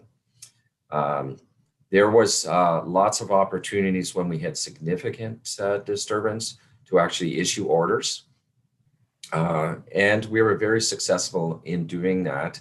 I preferred the order route rather than fines and convictions because it allowed us as at the staff level to really work with the property owner, use education as part of that process to bring about compliance with regards to the objectives of Sequin Council to keep natural shorelines. So I hope that helps this council understand sort of my experience and also what I'm hoping to achieve. And again, I really believe in community partnership and that you'll see, and I'm sure you're very proud of your property owners, that they are sustainable for the most part. And I'm hoping it'll be very collaborative as we roll out this new program. Thank you for that. I'm a waterfront property owner myself, and I want to move a boathouse. So sometime down the road, I will have to talk to you about that. So I mean, it's been suggested that councillors don't own waterfront property, so they don't know what they're talking about. But I am one that does. I'll just go around the table and go for thoughts on just. I'm sure council's been paying attention. I know they have, and just now's your chance. Go ahead. Thank you. I guess because of my and I just want to make a brief comment as the warden, and then as in my position as a councillor here. What we're being asked today is to authorize the county to enforce the bylaw on our behalf, and my sense is, and I'm sure Steve can confirm this, that it's the county's intention to streamline the process, be as responsive as we can to the public, to try and make the process as simple as it can be. It doesn't need to be complicated. And I think that our staff at the county are committed to doing that. As Mayor Moffat has said, we've spent a lot of time on this. There's been an awful lot of work on this. It's gone on for years. And it really has proved to be challenging, but also an extremely interesting process to see how this has evolved, the community involvement, the comments that we've made, and the changes that have been made to the bylaw as a result of those comments. I mean, it's something that it's a bylaw that I've supported. I've felt that it's needed, and I've had my say at the county table sufficiently over and over. And we all members of county council have had equal voice. And so, I need to say no more at this point in time, but that I support moving forward. Thank you. Period. Councillor Dayu. Thank you. I actually have a question, if that's all right, a technical question. It's great to finally have you in my sights, and I can ask directly in a public forum some of these things, but I'll limit it to just one for today. It has to do with the area of application for the approved bylaw, and in particular, the prohibited area of a provincially significant wetland. So we know that provincially significant wetland has its very own definition. It's not something that we decide. It's a known entity. I am, however, aware of an initiative, a pilot project that was undertaken in the not so distant past of mapping out 3 geographical townships in Minden Hills to better understand where the wetlands are and whether our current maps that our planning departments use are up to the task of informing the process of where those wetlands are and how significant they are. So I'm wondering, is there any link between the wetland mapping, the wetland maps that we have, and the provincially significant wetlands that we already know, to the fact that we've been made aware through this pilot project that there's a heck of a lot more out there that perhaps should be brought under the protection of the province and therefore integrated into a bylaw such as this. Is there any connection being made there? Any scope to scale up our understanding or mapping processes of wetlands? What is the linkage basically between that process and this bylaw, if any? Okay, so thank you very much, Your Worship, and to the rest of council. I'll attempt to answer the question as clearly as I can. So when you're dealing with provincially significant wetlands, that's sort of in the purview of the province. So the Ministry of Natural Resources and Forestry, they basically commission their biologists and their consultants supporting the biologists to go out and map and determine, based on their criteria, what a provincially significant wetland is. What you're seeing that happened in the 3 former townships, I believe that's in Minden Hills, that was a sort of a private consortium of professionals seeking out provincial funding to go out and do more extensive wetland mapping, not necessarily on the scale of a provincially significant wetland category. So what they did, and my experience in other jurisdictions is we would identify provincially significant based on the province criteria, and then we would develop our own regional criteria for wetlands, so a step down from the provincially. And then we would also go so far as to identify local wetland features, which the township can. And that's how they would sort of form the basis of getting into policy and on schedules on maps within the official plan. And it also would show up in schedules in your zoning bylaw and be subject to, say, an EP zone, for example. So what we have here at the county is we have data for the provincially significant wetlands. And if you look at the county's land use schedule, you can see those features. They're identified quite visibly. And then beyond that, we have two layers that's including in our GIS system, and that's unevaluated wetlands. And then there's another layer that it was done by Ducks Unlimited. And so what we're hoping to do in terms of synergy with this bylaw is to actually create a layer that includes the 3 sort of categories that we have in terms of digital mapping as a layer for this bylaw. So we're going to create a section in the website that allows for a citizen, if they think they have a wetland feature on their property, to actually go on the website, zoom in on their property and determine whether they have a wetland feature. It won't necessarily be specific to say it's a locally significant regional, whatever. It'll just be a wetland feature. And then that will be the sort of the opportunity for them to say, okay, I want to comply with the bylaw. So if I want to put some fill on my rural property and there's a wetland feature, I just know I can't be within 20 meters of this feature that's on my property. So over time, as we update our official plans, based on direction of county council and on local councils, we update that information for wetlands based on new information coming down from the province, as well as, if you're aware of this, every time we're dealing with development applications, and that could be consents or rezonings, one of the things that we can do, depending on what's being proposed, is ask for environmental impact statements or studies. And that information actually gets uploaded, shall we say, to our new, our GIS layer that deals with wetlands. So if somebody, let's say for that, you're dealing with a consent to create a lot and they go out and do a site evaluation and they find that there is a wetland feature on there, they will identify that wetland feature, and then that'll make it onto our GIS layer here at the county. So I hope that helps. Thank you. Yeah. Okay, thank you. Anything else you want to say, or no, you're good? Councillor Barry? Yeah, I've felt like I've kept up to date with this for years now. And I just want to thank everyone on both sides of the table for putting in all the effort. That's taxpayers and councillors.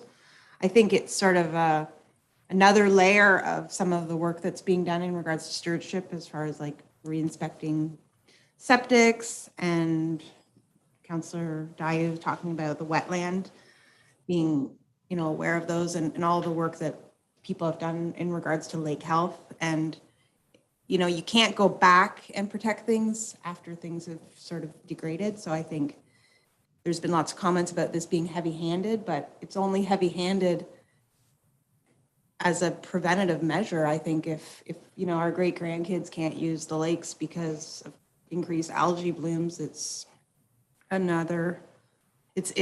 you can't go back. So I think going forward, we're doing the best we can for everyone. And I think there's no shortage of passion on lakes. My question is in regards to wetlands, are at capacity lakes being factored differently in this bylaw? Would be my one question. Steve can answer that, not specifically in the bylaw, but because it exists somewhere else, but go ahead, Steve. Yes, thank you, Your Worship, to the rest of council. So at capacity lakes are covered by this bylaw insofar as they're a lake feature.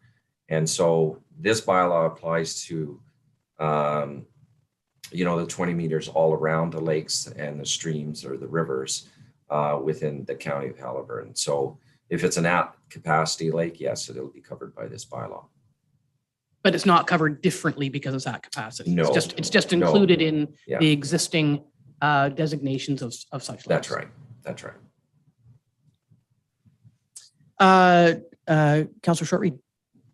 Last but not least. Last but not least. Well, actually, I didn't hear from the other two folks about sort of what you've heard out there, but that doesn't matter. I just wanted to make sure that this is such a big issue. Just wanted to make sure that everybody had a chance to say something or weigh in and provide, some thoughtful comment on the project. Go ahead. And same as Lisa said, I don't think there's been so much misinformation and rumors. People don't realize that this is for the future, not just now.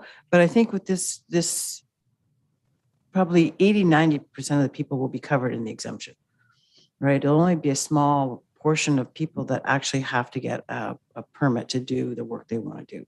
And I think that's where the misinformation has been, is the exemptions for people, the majority of people will be fine under this. Yeah, and I would agree that I think the majority of and people have said, I'm already a good steward. I don't want to change my land. Why do I have to be under this bylaw? And I think that's what I mean when some folks have said they feel like they're being accused of a crime, pre-accused of a crime they have no intention of committing. But we talked about that quite a bit, and that most people are the vast majority of folks are already good stewards. And, but there are some who aren't. And there are people who have said, I don't care what your bylaw says, I'm going to cut down all my trees. And so those are the folks that wreck it. And so anyway, we've talked about this around and around, and I agree with it. I think the majority, and Steve said the same thing about his experience in Seguin, is most people will never interact with it because they're already doing all the right things. And so there'll be criticism of me even just saying that. Well, then if everyone's most people are doing the right thing, why do it? Anyway, we've been through this a million times, but we are where we are. So this is the request today is for council to delegate the authority up to the county to move ahead. Then the bylaw itself, as is the case, would come back at the next or a future meeting. So that's the process there. So if no one else has any further comments, except Councillor Dayou does. Thanks. No, I was wondering, I was thinking you're being pretty quiet because you are quite the environmental supporter and steward yourself. No, so. indeed. And I did want to get my technical question out there because it was a bit of a burning one, but you reminded me that this is a moment to talk about what we've heard in our ward, and I'm happy to do that. I have to say the majority of folk that I've spoken to are, in fact, everyone I've spoken to is in favor of making sure that our lakes are protected effectively in perpetuity. How that happens, of course, has been the conflict. It's not that we want to do it; it's how and what instruments are going to be most effective for that. So. most of the constituents up in Ward 3 that I've had the pleasure of speaking to are in support of the bylaw. I have spoken to some who are not, and it comes as no surprise, there are folks in the building industry who are concerned about the implications for their businesses in the future. And I hear that, and we have heard in the public consultation processes that there are some concerns there that that folks would like to see taken into consideration, and which are being taken into consideration. But I guess my further question to Steve would be, is there a way of monitoring or of keeping the conversation going with interest groups who feel that they might be impacted by this, to make sure that in the next 2 or 3 years of implementing this bylaw, that we're aware of their experiences, aware of their observations of the implementation of the bylaw, and are able to reflect on that at the appropriate moment in the future? Is there any provision for that, or is there a scope for that provision? Actually, I'd like to take a stab at that first, if I may, from the political perspective, is exactly what you said. We talked about that, and we have heard loud and clear. Initially, when we saw the first draft of this, it was like, oh my God, we're not doing that. And so we've worked and worked and worked to simplify, to hear, and I've mentioned a number of times at the county table that there's been a number of people in the community, and I sort of facetiously call them my canaries in the coal mine, of people that I phoned or been in touch with, or have touched base with me to say, I'm a builder, I'm a landscaper, I'm a resort owner, and this is what I think now, or this is what I'm hearing. And that allowed, and lots of people saying, I hate you and I hate your bylaw. So that just goes with the territory. But it was those questions and concerns from the public that allowed that, which is the whole purpose, allowed that to be fed into the process.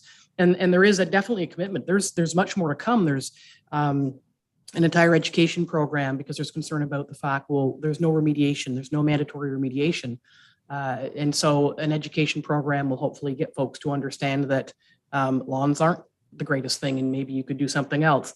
There's been talk of an incentive program, but what it would look like and who would pay for it. And so there is lots more to come. And so I would say from where I sit, having sat through this process, I won't be there, but it is my absolute expectation that exactly that will happen, in order to make it, to hear how it's working for people and how the tweaks can be. We did a lot of work to simplify, make sure that the permit process was as short as possible, because we recognize that there's a short window in the seasonal window here, and we don't want to delay people who, for one reason, might be able to or want to pivot quickly to the next job because we've got 3 days they can fill in at another place. And so I asked that of Steve at the last meeting, what's really your turnaround time going to be to try and make sure that this is not a bogged down process? So, and council did commit to keeping, we changed it from looking at it once a term to, I think, every year. I apologize, I don't know where it landed now, but exactly for that reason, so that we could continue to hear from people as it's implemented, and see what needs to be modified or tweaked, like we do with any bylaw on any topic. If it's got a little bump in the road, then you smooth it out as best you can. So there's lots of work ahead on that. But I can let Steve, from the administrative standpoint, answer that. Thank you, Your Worship, to the rest of council. So the simple answer to the question about ongoing review of the bylaw. So there was council did ask for that section to be added into the bylaw. So there's language that says that it will be ongoing periodic reviews. But in terms of program evaluation, that's one thing that I've been trained in. And so you evaluate the delivery of your program sort of towards the end of the year to look at it, and it's called SWOT: strengths, weaknesses, opportunities, and threats. And so typically you would do that in any sort of municipal planning program, so that you sort of look at how successful you've been over the course of the year, and you make adjustments to things as you go from an operational standpoint. One of the things, again, with my experience here, or at least at Sequin, is that we often would consult with landscapers the contractors and property owners. And we would facilitate on-site meetings before any sort of ideas got finalized, so that, and I often refer to this on the land use planning side of things, is I would encourage everybody to build to the bylaw.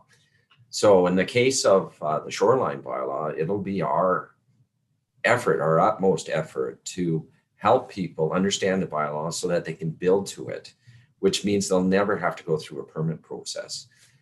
If they have to go through a permit process, what we will, and this was part of what the worship was saying about education, is I came out of the Ministry of Agriculture and Food when I was quite a young man. And one of the things that that ministry was known for was fact sheets. And I've used that approach in land use planning. You can see it in some of your own Planning Act applications, as they have sort of a list of facts that you need to accomplish. And that, so for example, what is somebody would say, well, what is minor landscaping? Well, it's my hope that before we implement the bylaw, that we'll have fact sheets prepared from that cover a variety of minor landscaping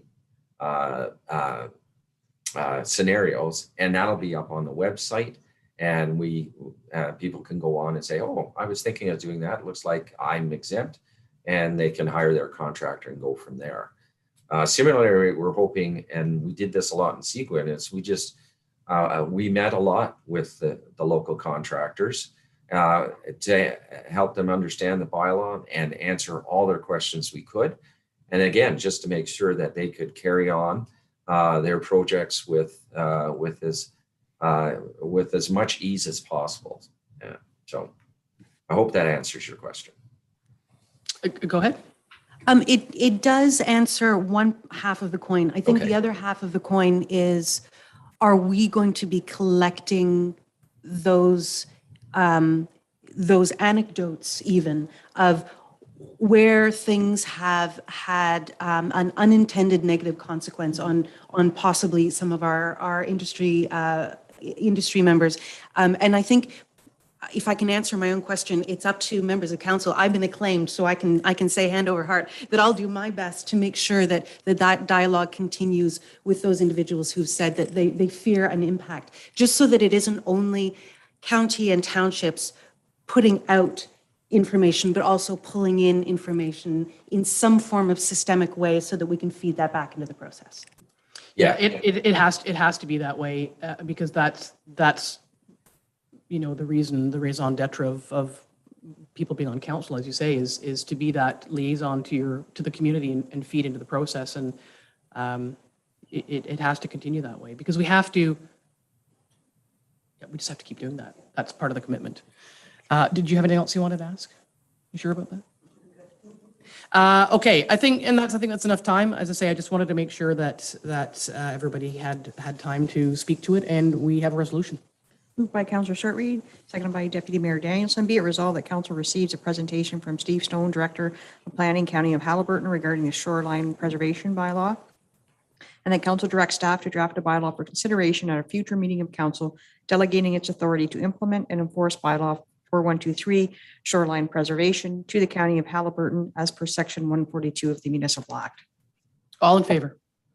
That's carried. Thank you. Thank you for your time, Steve. I think we were a little longer than certainly I anticipated, but I'm glad we had the time to explore a little bit. So thank you for your time. Thank you very much. Have a good day. You too. We are well past our usual little break time. We are about to go into closed session. So would you like us, Madam Clerk, to go into closed and then have a break, or what would you like us to do? We'll break. Let's break. So we'll take a break. We'll just take about 10 minutes, I guess, just stretch our legs and come on back. Okay, we'll see you in a bit.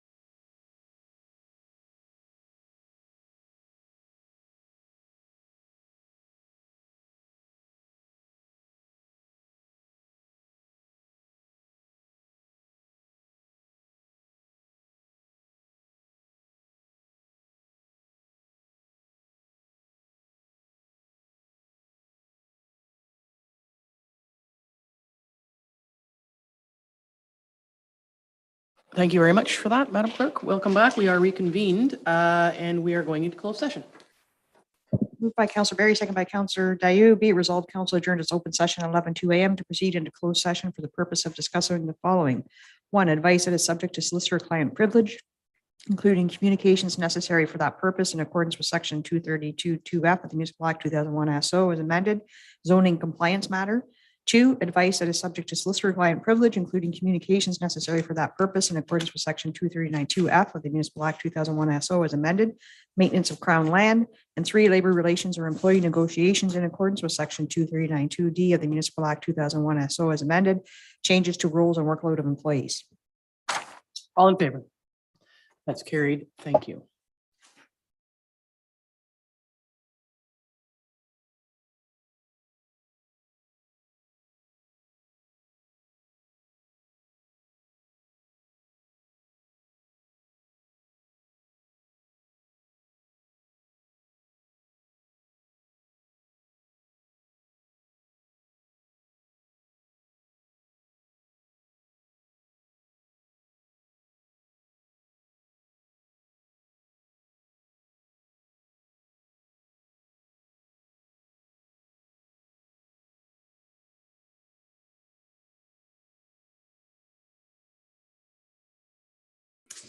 Moved by Counselor Shortreed, second by Counselor Berry. Be it resolved that council hereby adjourns its closed session meeting at 3:16 p.m. and open session resume.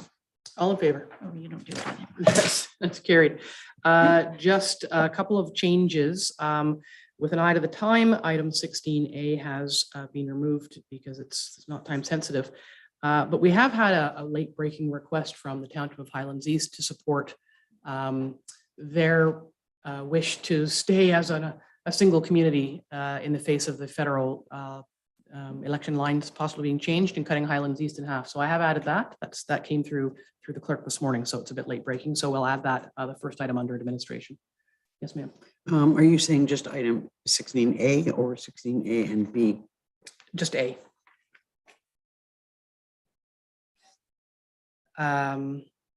Okay, so building and bylaw for enforcement business is next. 16A is the demonstration of bang the table. We don't need to see that now, seeing as it's 3:20 in the afternoon. Mr. Ingram would like the communications plan passed so that we can then give him direction from the township website because they are connected. Okay. Good afternoon, Mr. Moore. Good afternoon, Mayor and Council. You have a couple of things. Monthly activities is up. Does the council have any questions on monthly activities for the building and bylaw department? We're going to be moving rather swiftly, except where we need to discuss. Any questions of Mr. Moore? May I have a resolution, please? Moved by Counselor Shortreed, second by Deputy Mayor Danielson. Be it resolved that council receives building by. Moved by Counselor Shortreed, seconded by Deputy Mayor Danielson. Be it resolved that council receives building bylaw report BLDG 01022 submitted by Greg Moore and dated September 15th, 2022 for information. All in favor? That's carried. Thank you. Second up for you is the council had requested some information about the septic reinspection program, and you've brought it forward for us today, and take it away for us. Yes, so with the help of with Angie, of course, we produced a little bit of background and discussion around the last 4.5 years of the WSP inspection program. With the cost per project, the total cost of the project, the type of inspections that have been done, as well as there are some remedial action requirements that are ongoing. It's as a fault of the pandemic, as well as maybe some contractual problems or some staffing at the contractor, we ended up with a little bit of a shortfall. We are probably not going to realize a completion by the end of this year. And besides that, we are certainly going to have a bit of time to be able to look after the remedial action aspect of it. So as part of the discussion here, we're looking for a recommendation of at least 2 years to be allotted to allow us to clean that all up before we start another program, I guess is the is the end result of this. And it would, during that time then, based on council's last conversation in looking for something that was more of a go forward maintenance program as opposed to the full-on inspection program, that would give you time to craft something for council to review going forward? Correct. I have a lot of things in mind. Obviously, I need to craft it and have it supported by council. Thoughts from council on this? You know, the pandemic has thrown a wrench into all manner of business, and you know, we did say to people that it wasn't mandatory, and lots of folks took advantage of that. So it was well intentioned, but it has created a backlog. So thoughts about the extension just to catch up, and that gives a bit of a breather space too. So excellent. Then we will have a resolution on that. Oh yes, ma'am. Well, you know, I know we need to do this, and I don't disagree. I just want to. I had kind of hoped that we would somehow be able to have an opportunity to talk about how, you know, the extension of this program would overlap with the renewal going forward of you know, of a new contract. But we can talk about that another time. Yeah, and that's what I was trying to suggest, is that if there's 2 years to finish up what there is to catch it all up, then in that time, somewhere during that time, there needs to be that overlap. You're absolutely right. So it doesn't need to be now because the program's extending to catch up. So it will I just definitely. don't want there to be any appearance of us dropping it, you know, and not Right. going forward. Yeah, I think our commitment's clear. And certainly we've heard through the shoreline project process that people want inspection programs, and we're in year 5. So Lisa Berry? Probably just a good idea if when the committees do get meeting back up or with Chad, just a reminder for people that even though the reinspection, the next round might be delayed, doesn't mean that people shouldn't be getting their septics pumped on a regular basis Right. and that type of thing. Yeah, there's an entire educational component to go with that. Yeah, yeah, excellent. Resolution, please. Moved by Councillor Dayu, seconded by Councillor Berry. Be it resolved that council receives report BLDG 1222 regarding septic reinspection program for information. All in favor? Carried. Thank you. Thank you, sir. Thank you. Parks, Rec and Trails business is next, and we'll bring in Mr. Card.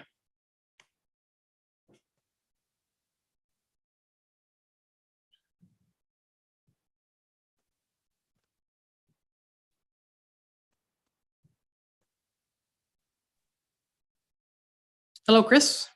Hello.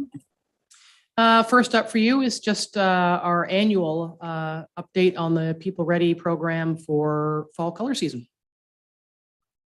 That's right. So we've entered into this for the past several seasons. This will be People Ready staffing for the tower as well as up at Ox Tongue Lake. I would like to add verbally, I just got sent a hold harmless and indemnity agreement that will go along with this. That you'll see with the signing. It's a 1-page sheet that I've reviewed with the clerk and the CAO, but we only just got it yesterday. So great, and it's similar to what we've had in the past, right? There's nothing new there, right? Good. Any questions? Any questions from council on getting ready for fall colors? A resolution, please.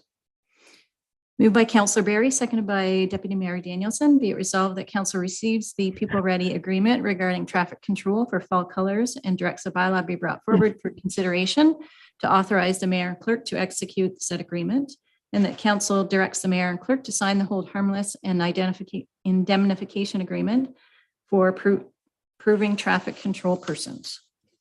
All in favor? That's carried. Thank you.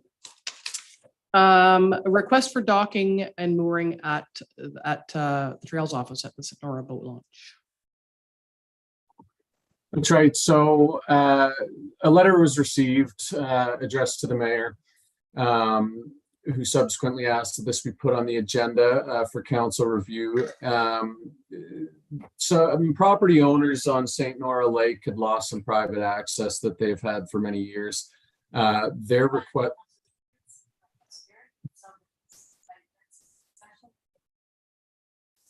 Oh, sorry, I'm just having A technical issue. sorry, can you guys hear me there? Yes, we can. Had a little bit of a I think I had the other video on in the background on YouTube and it just came on and was lagging. So it was several minutes behind. Sorry about that. Essentially she's requesting of council consideration of installation of a dock at the Frost Center access point, which is where the trails office is located and acts as a Halliburton Highlands Water Trails access point as well. Shoreline that is there. We do have a boat launch there that we do maintain. We do also provide parking for no cost, including overnight parking and docking. The township's bylaw does not permit docking or mooring at that or any of our docks. The location along the shoreline there would be within the easement of the Frost Center property and subject to any regulations within that easement, which would have to be reviewed if council wished to proceed further with the consideration of the request. I've put together some points on considerations relative to this request for council's information and seek thoughts and feedback, and hope to be able to have a go forward answer for them. Thank you for that. It was important that this come forward because of the increasing challenges that we're facing with access, and why we had that long conversation this morning in the public meeting about the rezoning and it being a water access. So thoughts from council on what direction you'd like to go here. Deputy Mayor Danielson. I really feel for this lady who's having problems. However, I'm afraid that by allowing her to do this, that we're opening the door to all kinds of conflicts and further similar requests. Unfortunately, I think that, it's a case where she's going to have to try and seek alternate options. I just think that there's going to be too many conflicts at our access point, and I don't think we should go down that road. Unfortunately, I agree as well. But it is a good cue, as we discussed this morning, to see what policy instruments we might be able to create to at least answer the question for when these sorts of requests arise, or and I'm just repeating what we said in the morning, but I know up at Oxtongue Lake, we've got some folks who are very likely to come forward soon to have a similar kind of conversation, and it would be great to know what our policy is. So is now the moment to direct staff to think about that and bring it back? Where does that fit within our policy instrument orchestra, and what might it look like? Yes, and we have made similar decisions in the past about for certain circumstances where we were getting numerous requests, not at the same time, for council to make decisions about certain things, and we decided to put a policy in place that allowed a sort of, it sounds pretty basic, but a checkbox system where staff could, based on council direction in policy setting, then could make the decision without every single one of them coming. And I do agree that it could be the slippery slope, and we do have to make decisions that are consistent across the broader base. And to this person who has made this request, they are understandably unlikely to be aware of the depth of challenges we're facing with just access in general across the entire township. So thoughts from the other two members of council. Councillor Barry. Well, I hear what everyone's saying. My thought is there's a difference between allowing someone to put a dock and allowing them access to use the docks that are there. Chris says that there is docking and parking. Well, anybody can launch their boat and then take it home with them. Yeah, so I support that. But they can do that anyway. They don't need our permission to do that. They're asking to put in their own dock for their exclusive use, which cannot be maintained because we can't control that, or to park their dock on our dock, which is contrary to an existing regulation.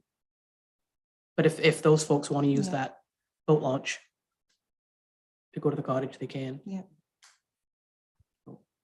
Okay, so I think it is with regret it is option option A in the face of increasing challenges in that regard. At this point, right? Like there might be solutions down the road. Okay, go ahead. Moved by Deputy Mayor Danielson, seconded by Councillor Dayu. Be it resolved that council receives report PRT 2222 regarding the request for docking and mooring at St. Nora Lake Boat Launch submitted by Chris Card and dated September 15th, 2022, and that council directs staff to proceed with option A as outlined in the report. All in favor? It's carried. Thank you. And following quickly on the heels is the ongoing issue with Livingston Lake Landing proposal.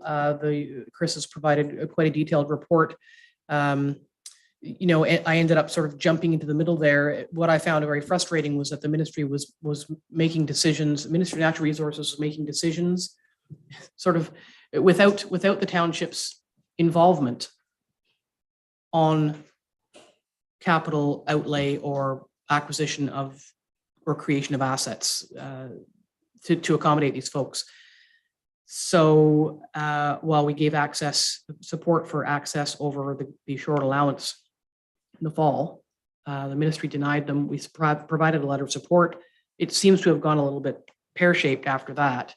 But I think, you know, if Chris, you want to take us through what your recommendation is in how to approach this. It appears to be a ministerial hot potato where Ministry of Natural Resources is telling applicants to get the township to do something.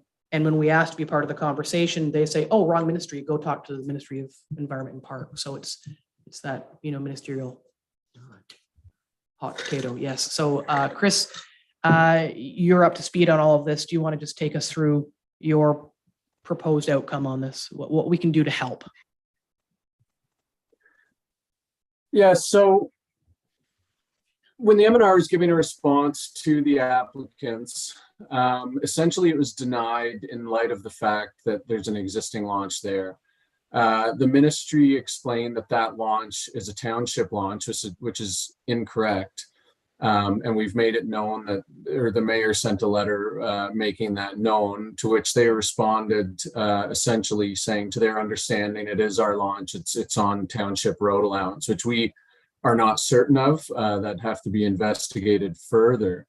But in discussing this with the applicants and amongst ourselves, it's clear that to both the applicants and to us that there's now two separate issues that are facing us. There's what we now know to be a landing that the ministry believes to be ours, which is in fact being maintained and promoted by Algonquin Provincial Park, which is now no longer part of the Ministry of Natural Resources. Those provincial parks are now overseen by the newly formed Ministry of Environment, Conservation and Parks. And then there's still the applicant and the application and the appeal process. The applicants on the lake have expressed to the MNR, as have we verbally in some discussions that the mayor had, that we feel that they're two separate issues, and the fact that the launch for Algonquin Park was thought to be ours and seen as their solution is immaterial to their application. So my hope or my recommendation would be that we express that we still support their application and their appeal. We've since, just in the past 2 days, received some updated information saying that it won't be the same appeal process that they've typically had, and that they're now allowing them to have a hearing to explain some of this rather than the appeal. So it gives us, it's timely in that we can now, if desired, send a letter reinstating our support, asking or explaining formally that the launch that's there is not ours. We haven't maintained it, nor do we have plans to do so at this moment. And that we would hope that their applications be considered on its own merit, separate of what has come to light is this kind of dispute over who owns this other landing. We've now also been given the contact information, which is actually the superintendent for the Algonquin Park, to reach out for any sort of history or documentation on the landing, which we don't have. So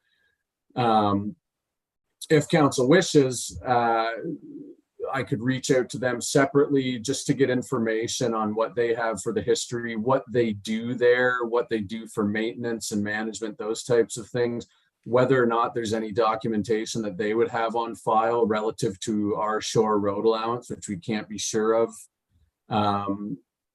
while providing that letter to the MNR on behalf of the applicants saying we ask that they consider their application separate of that.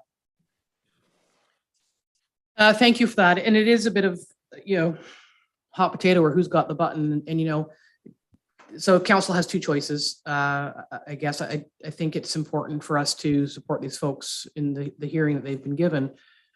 But to be able to, and remember, we haven't been invited to participate in the hearing. We would be inserting ourselves in the hearing because they're talking about what they think we should do without even talking to us about it. And I just can't get my head around that. So if we can feed a council resolution, a formal resolution of support for this group of folks plan, and then it's up to council whether you want Chris to look into MOECP and the Algonquin Park access. I wonder about just leaving the MOECP out of it for now, because it is two separate issues. Do what we can to feed into the appeal process for the property owners, for our taxpayers, and then see what happens after that. It just seems the strangest situation to me.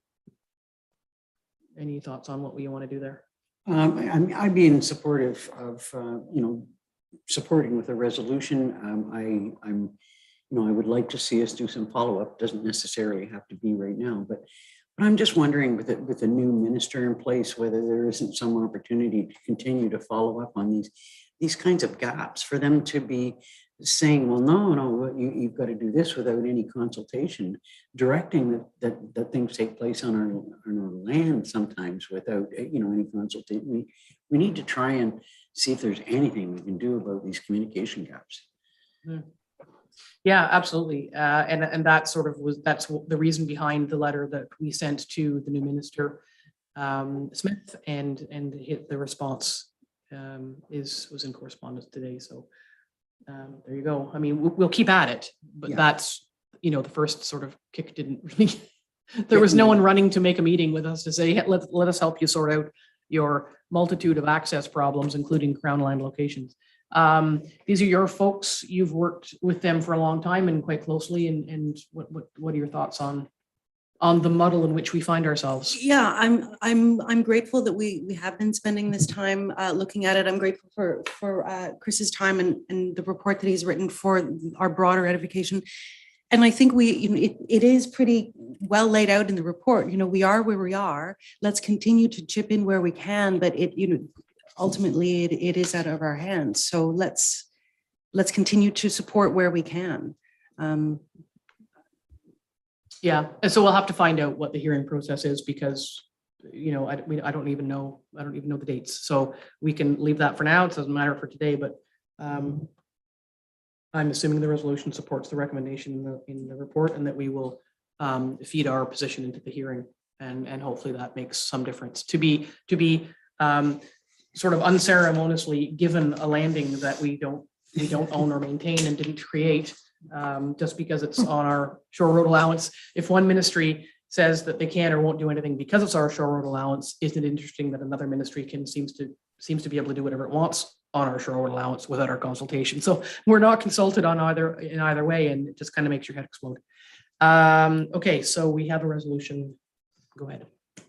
Moved by Deputy Mayor Danielson, seconded by Councillor Berry. Be resolved that Council receives report PRT 2323 regarding Livingston Lake Landing proposal submitted by Chris Carden, dated September 15th, 2022, and that Council concurs with the recommendation made in the said report, that Council reaffirms their continued support in the application appeal process, and that Council directs staff to confirm in writing to the MND MNRF that the ministry view the application on its own merit, while indicating that the township does not manage or maintain the Algonquin Park canoe launch access point and has no plans to further expand its existing portfolio of public landing requests. And further, that Council And further, that following the said letter being provided to the ministry, council directs staff to contact the appropriate staff for Algonquin Provincial Park to request information on the history, maintenance, and management of the canoe launch relative to the park and potential shoreline road allowance for township information and files. All in favor? That's carried. Thank you. Thank you, Chris, and thanks for your attention to these issues. Thank you. Public Works is next. Bring in Mr. Thorne.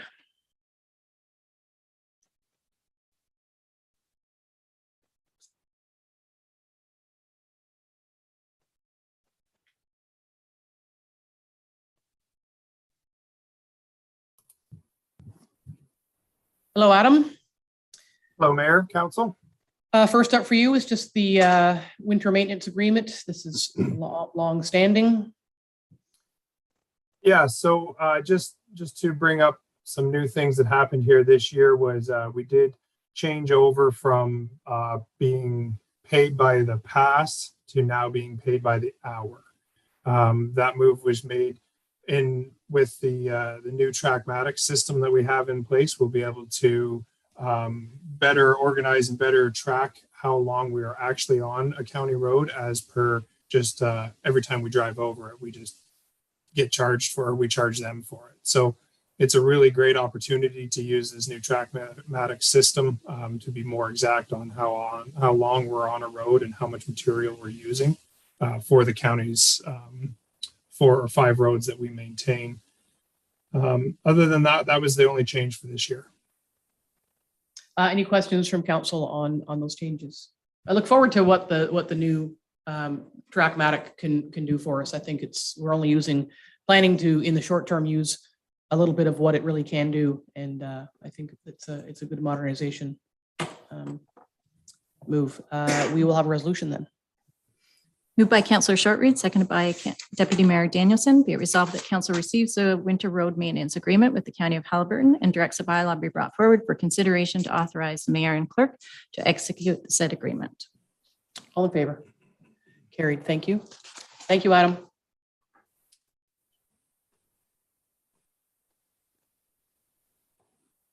I think that's it for Adam, isn't it? No, he's got monthly activity. Oh, monthly activities. Sorry, I was kicking you out early. I already put a line through it on my agenda, my paper agenda. That's okay. I didn't know if things were being speedlined today, and I was just gonna patiently wait here until I was told to get out. It's been a really long day so far. Okay, come on. What do you got to say? So, are there any questions of council to Mr. Thorne on his report or anything, Adam, that you'd like to highlight? Either or. I'm looking for hands. Any questions? Any highlights? Adam wants to highlight something. Yeah, just one thing. We did do the joint project with the county again this year. This has been multiple years of doing our surface treatment with the county.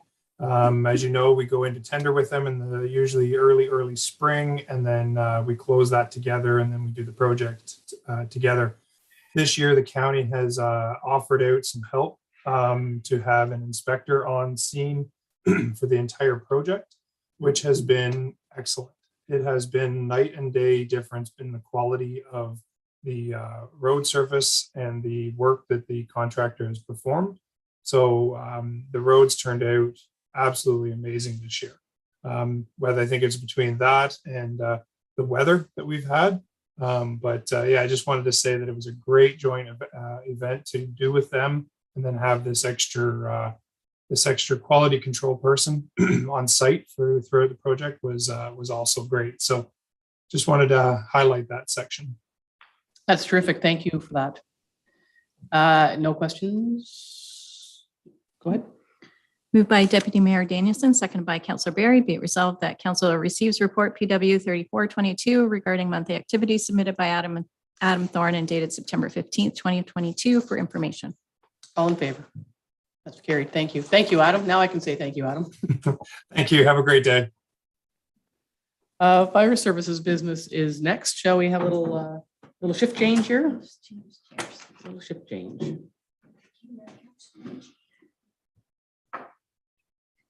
She took your pen. Can you give her back her pen? She likes her pen. We'll bring in the fire chief. Hello, Chief. Afternoon, Mayor, Council. Your monthly report is here. Is there anything that you'd like to highlight for Yeah, us? just two quick things. Our extrication equipment's all here now. They're currently being trained by the training officer. Very well received. They've all had lots of practice and much appreciated by the staff for having that new equipment. The second thing I'd like to highlight is our three associations. They continue to be in the community doing engagements for public education and fire prevention. And it's been going really well from the efforts they've been doing. Yeah, that's good. That education is such an important part of the fire service mandate, and the more they can be out there sharing the good word of fire safety, the better. So good work on that. Any questions of the chief? Councillor Dayu. Thank you. I have a question for the chief. Same question, I suppose, for council. Chief, in the last number of months, we've had opportunity to chat about the agreement we have or do not have with Algonquin Provincial Park, and how we respond along Highway 60, etc. And as I was looking through your monthly statistics this month, I realized it's hard to know how many calls, and we talked about this, in fact, at last council meeting. It's hard to know how many calls are into the park proper, how many are MTO, and how many are to Algonquin Highlands taxpayers. My question for you would be, would it be easy to break that out in monthly statistics to show this number of calls per month to Algonquin Provincial Park, this many along MTO, and would council be interested in that too? So I guess, Chief, we can ask you the question of how easy it is to pull that information. Yes, it'd be very easy for us to do. MTO calls are billable, so we do have record each, and we do. And we have been responding to the park one time in the last 2 months. And as far as the agreement, we're making really good progress, but we aren't quite there yet. We're not quite there yet, I guess. Yeah. Is council... Giving pens back. Is council interested in further breakout of some of those stats to see just going forward? I don't know. I'm not looking at it now whether calls are up or down, but calls are only going to go up in the future, and it might be helpful to have those broken out. Council did ask to have a better handle on what's happening in the building department, a little bit of a breakout of certain kinds of dwellings. So it doesn't hurt if it's easy to do. It's not a big make work project. Easy enough to do. That's exactly what I was going to say. If it's not a challenge for us to get those numbers, I think that at some point in the future, it'll be helpful for us. Yeah, I mean, I won't be here, but I think there are some very big decisions that are going to have to be made about fire services in rural Ontario in the future, and the more information that councils have to record those decisions, I think is the better. So, sure, Chief, if you could break those out, council would be appreciative of that. That would be great. We'll include them in our next month's report. Great, thank you. Any other questions of the chief? We'll have a resolution. Moved by Councillor Berry, second by Councillor Dayu. Be resolved, council receives receipt of report FD 1822 regarding monthly activities submitted by Michael French and dated September 15th, 2022. All in favor? It's carried. Thank you. Thank you, Chief. Thank you. Finance business is next. I'm presuming that Madam Money, the treasurer, is coming in.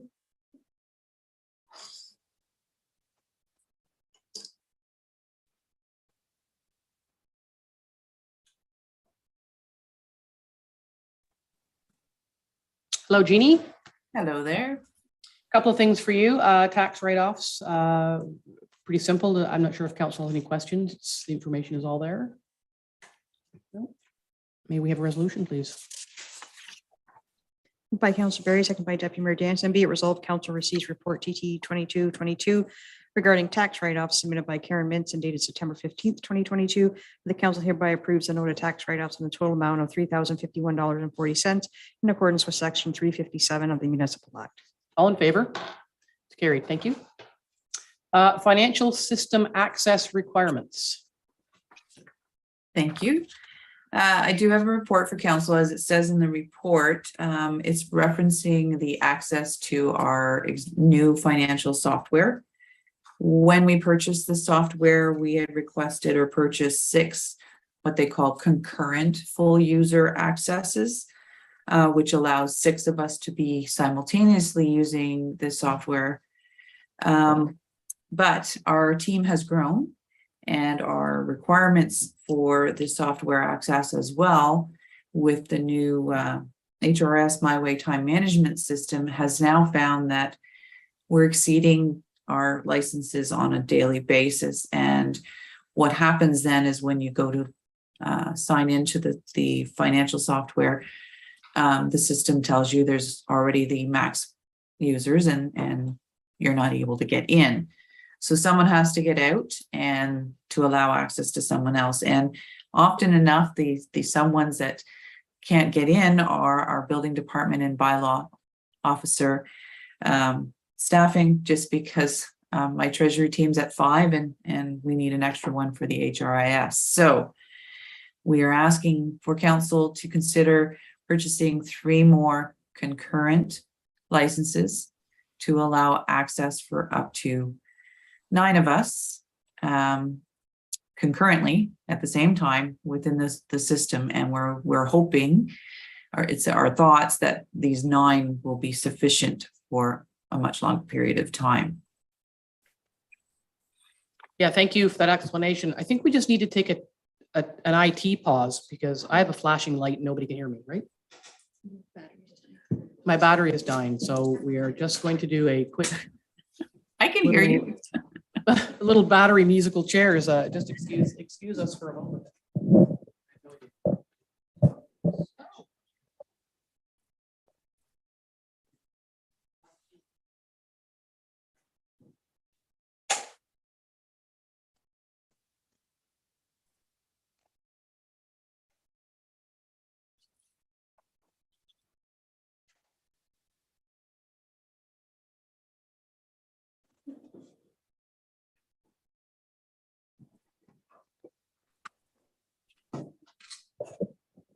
Is that better?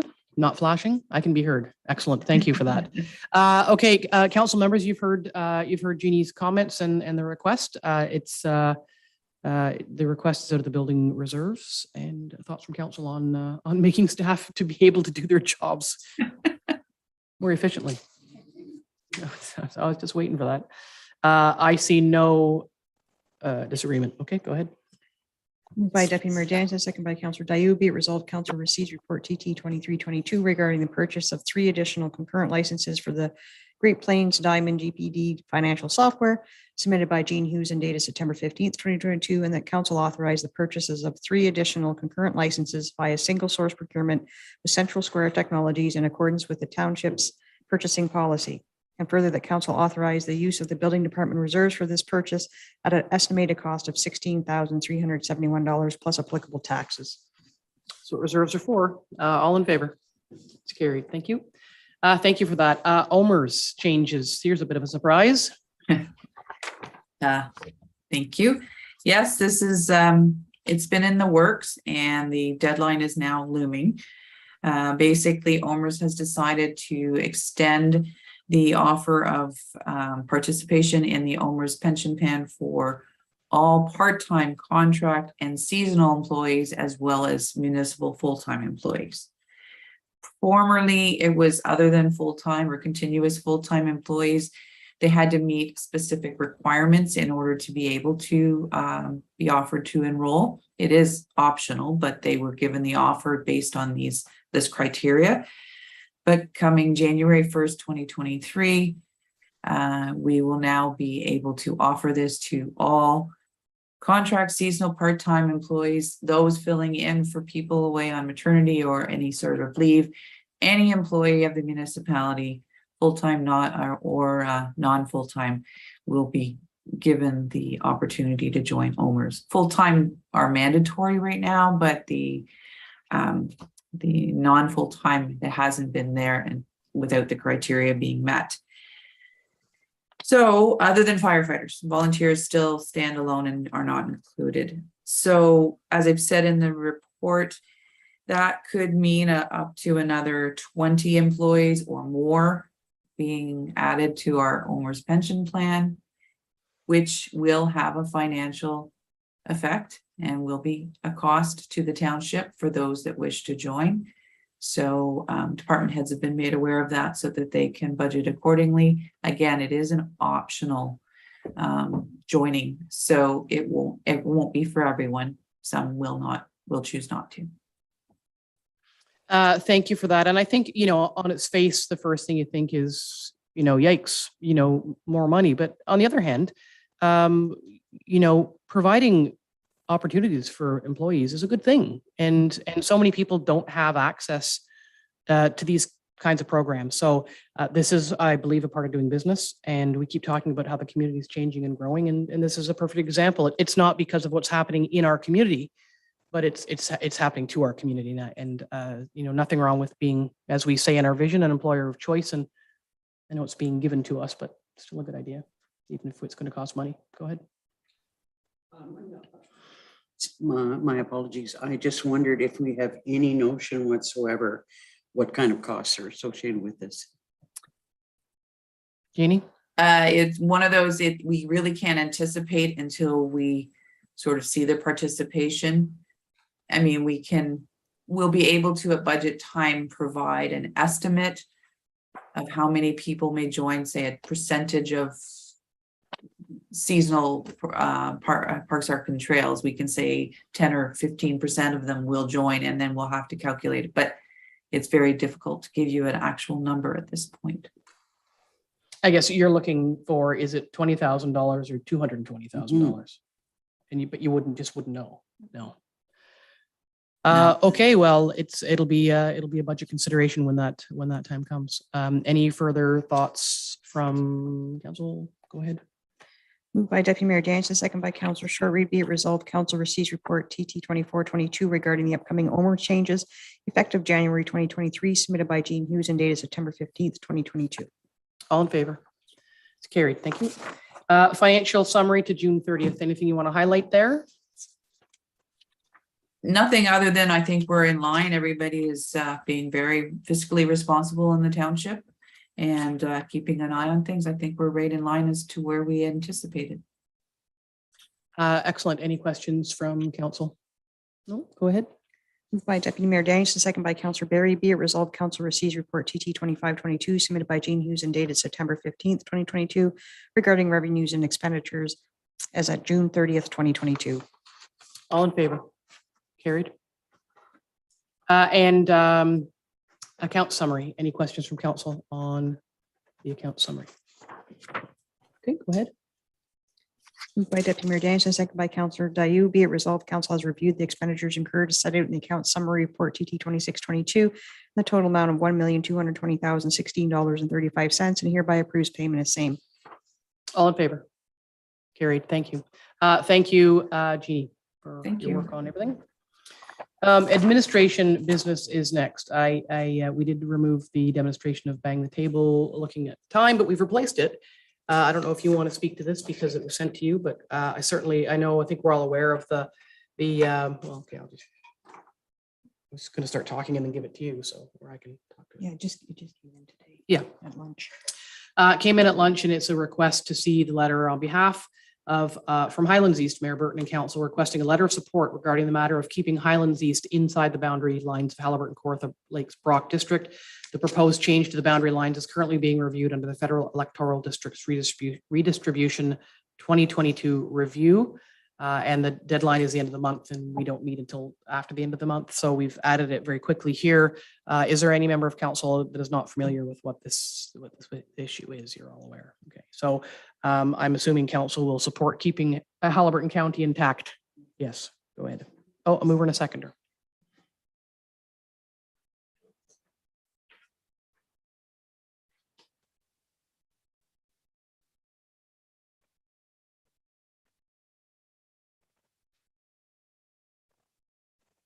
Moved by Councillor Short Reed, second by Councillor Barry. Be it resolved that council supports keeping Highlands East within the boundary lines of the Haliburton, Kawartha Lakes, Brock District. All in favor? That's carried. Pretty simple resolution. That's okay. I guess that's what they needed. I think Mr. Ingram is coming in now for communications purposes.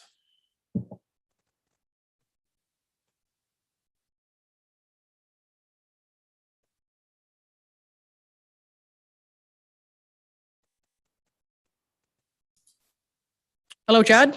Good afternoon, Mayor and Council. Apologies once again for taking away your demonstration of bang the table, but we'll see it soon. One of these days. One of these days. Well, we know that you have it in hand so well that we don't need to oversee that. We are appreciate going to talk about two things for you: the communications plan and the new website. So first up is communications plan. Yeah, so this is coming back from June. Council had provided me with some feedback at that time, and I've done my best to incorporate it into the document that's before you now. And I would take comments or questions.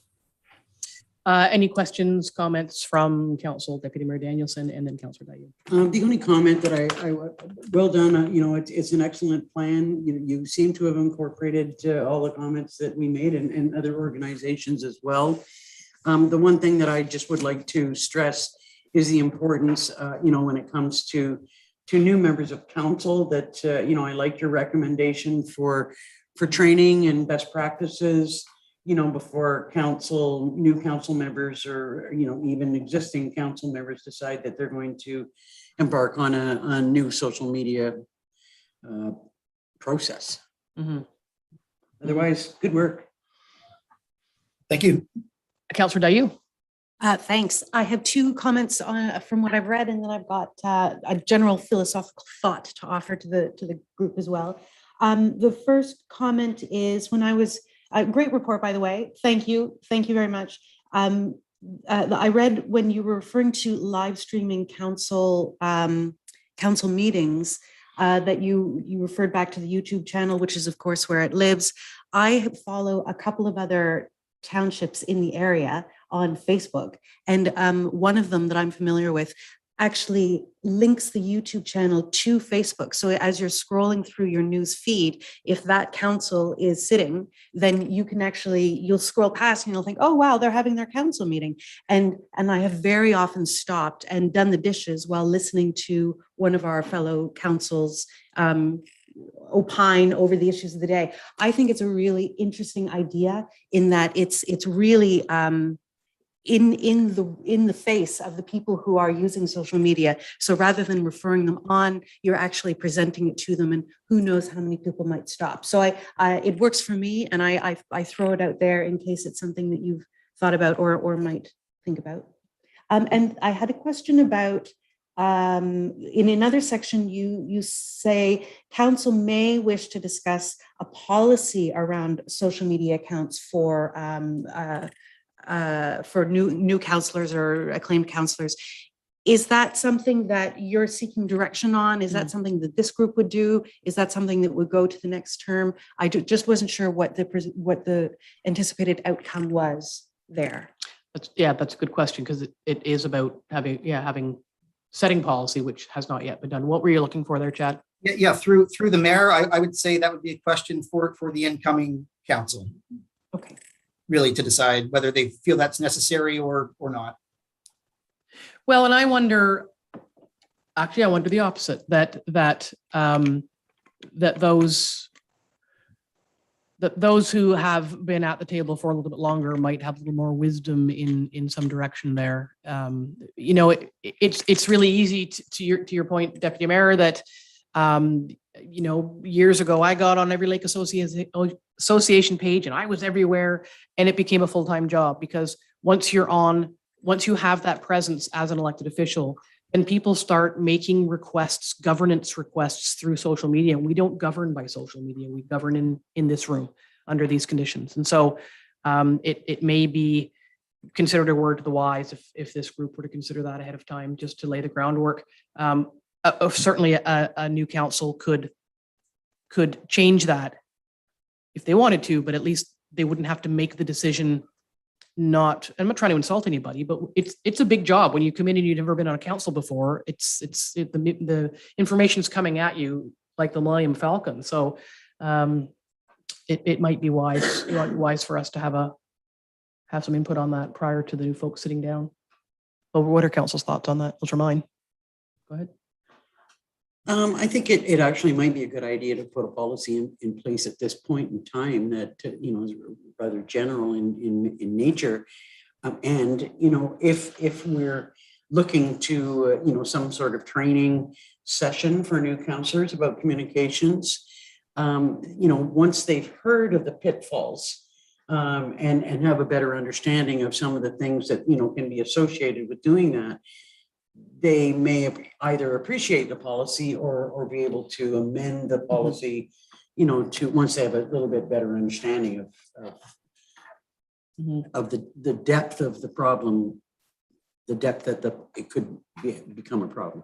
Yeah, and I think it's very important to say that this is not to shut anybody down. It's just to provide a couple of guardrails, guidance in that direction. So is that something that we can see at our next meeting? I could do that. But I guess I should be looking at Chad, but I could definitely do that for October. Yes. okay, great. So the rest of council's okay with that? Just to try and give some folks some tools to navigate with. Perfect. Yes, ma'am. Oh, you got one more. I have one more, and I'm going to try to keep this as brief as I can. I really enjoyed reading the report. As I said, it gave a very clear idea of how things can be done better and be more efficient and be more effective. And that's great. My question for you, for Angie, I guess for council, is what next? How are we going to take this plan and use it as a fulcrum for achieving other aims in the township? So right now it's a blueprint. How can we start to pour a strategy through the blueprint in a way? Well, if we knew how bang the table worked, we might be able to answer that question. And I think that's definitely part of it. Yeah, and shame on Chad for not showing his bang the table That's before right. now. It's his fault. Let's blame Chad. I apologize. For clarity, that has been taken off at council's request just for now. But there are so many things that I think still can be decided now that we know the structure. So what are the sorts of messages that we want to put through? What is the tone of voice that we want to use? What do we want to celebrate, among the township activities, and what do we want to show off? But also on the flip side of that, well, it isn't the flip side of that. In parallel to that, what are some of the misunderstandings that we might want to partly allay by putting information about those topics out there?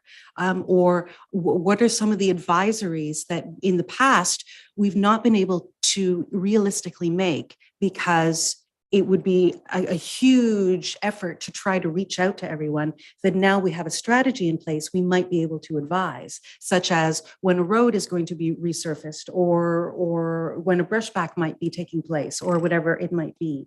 So as to use the term you just used, Mayor Moffat, what are the guardrails there, and what to sort of give instruction to how we can use this machine that presumably we're about to approve today? How do we communicate our values? So if we say environment is really important, or community engagement is really important, how do we communicate that value through our posts? How do we link? And we were discussing this yesterday. How do we link formally the communications plan with our working groups and communities of council?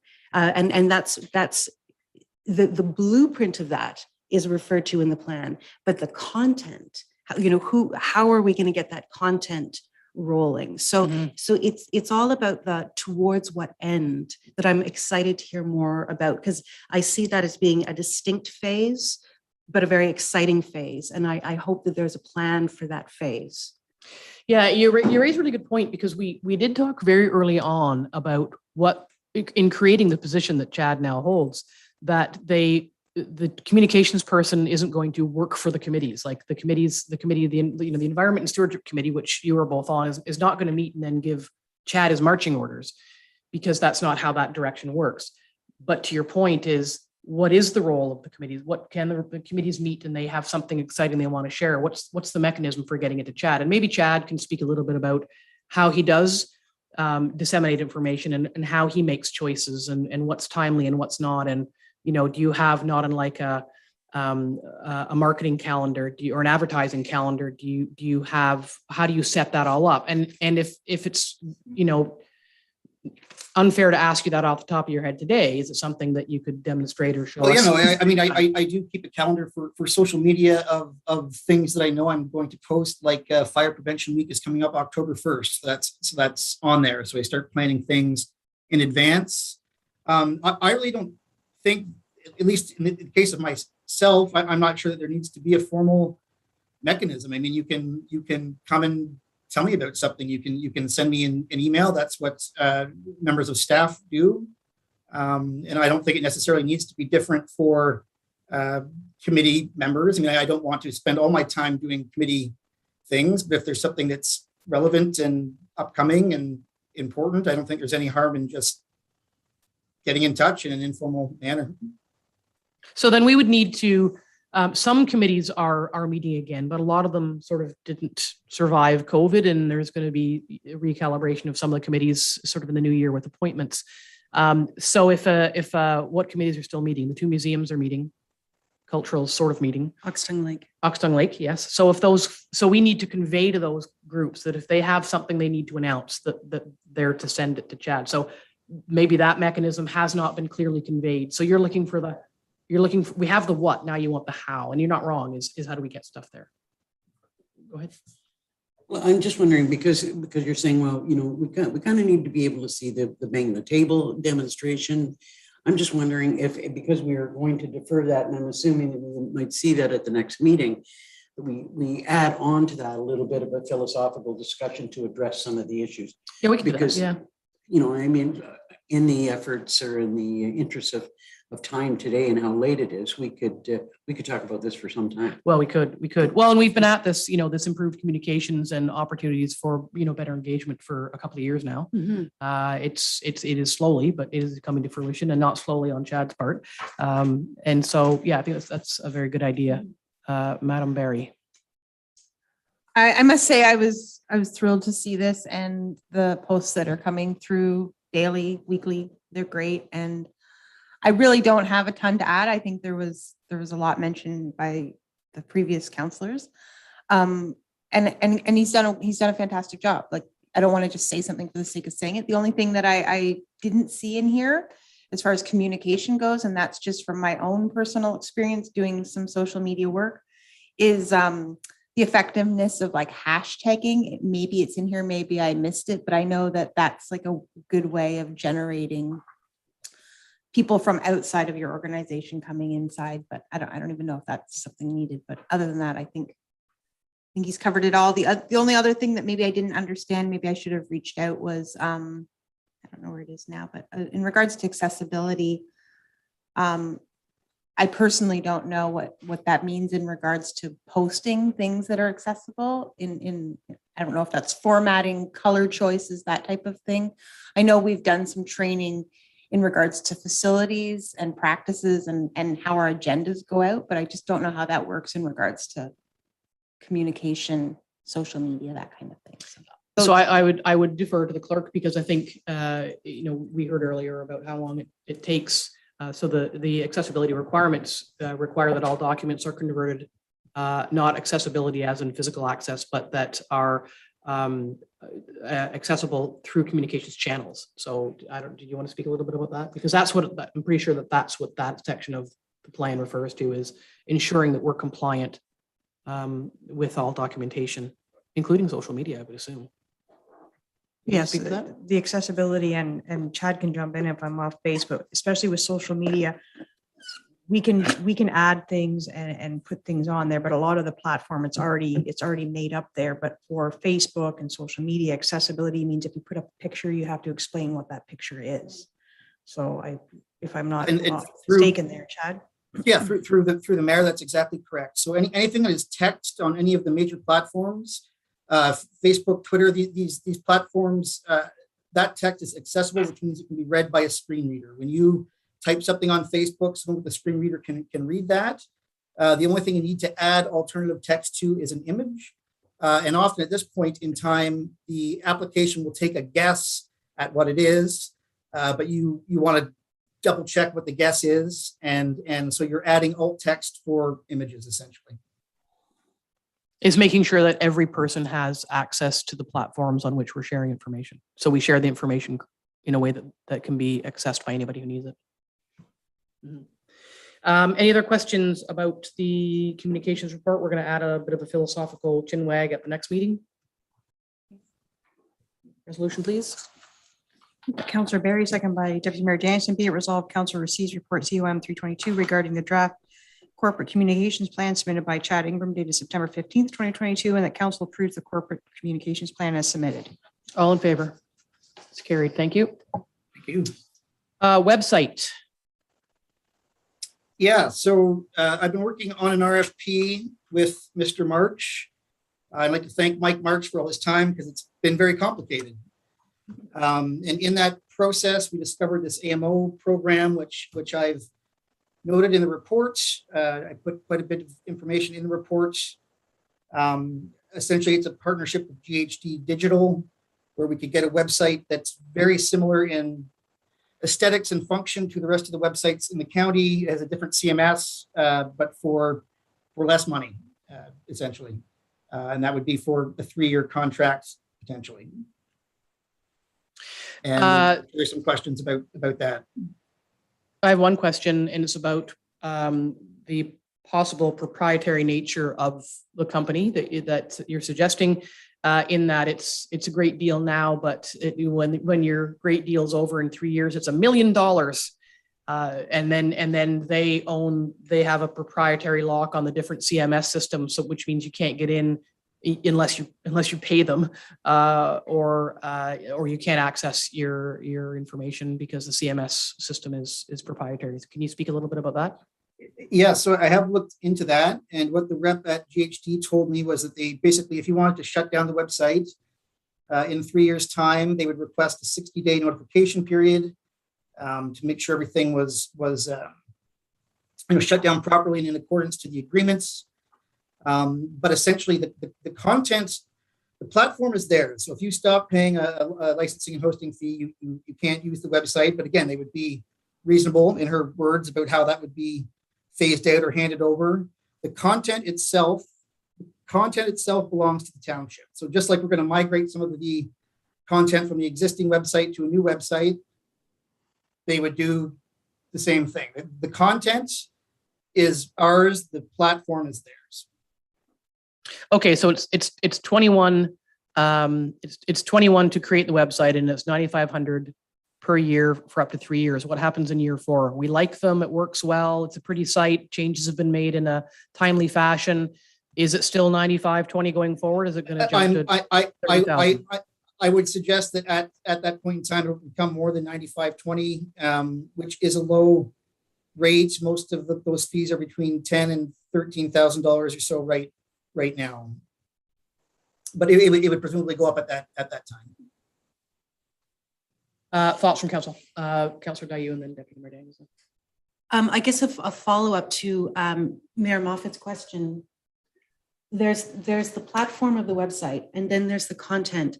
But then there are a few other things in the agreement, such as links to social media. So there's social media integration. I think I saw something in there about a bang the table integration. So they're the linking pieces, and I wonder what would happen to them. Would we lose control of bang the table if we signed this agreement? For worst case scenario, I'm sure it would never happen. But no, not at all. Again, those things are ours. They're just saying that they can directly embed all of those things into a new website. So it's embedding, it's not control. They would own that domain. There are only a couple of people who know the password to the Facebook page, and I'm not giving it to anybody at GHD. So that stuff is ours. Our information and data is safe. Correct. And that's just not me saying that. That is Mr. March saying that, and his opinion is much more important than mine on that on that front. Liz, go ahead. I was just going to say, I mean, this sounds like a pretty good deal, that like it's a direction that we should take. Mm-hmm. And I'm making an assumption, which I think nobody should probably make, but it sounds to me like their prices are just under, other market prices, even the annual fee. And that even if there was an increase, that they're likely going to continue to sort of stay just a tiny bit under the radar, which I'm not concerned about. And through the mayor, I think that is the tactic. At first, Mike and I were kind of saying, what are we missing here? Like, what's the catch? Why is it $21,000? It's a new CMS. And it's very easy to use. I got a tour. I think they're trying to popularize a new product with municipal governments, basically, and they're doing it as we happen to be looking for a new site. Well, all of our neighbors are using it, so I'm sure you've touched base with them and everybody's happy. That's right. So the request is to move ahead with this as a sole source. Everybody okay with that? Go ahead.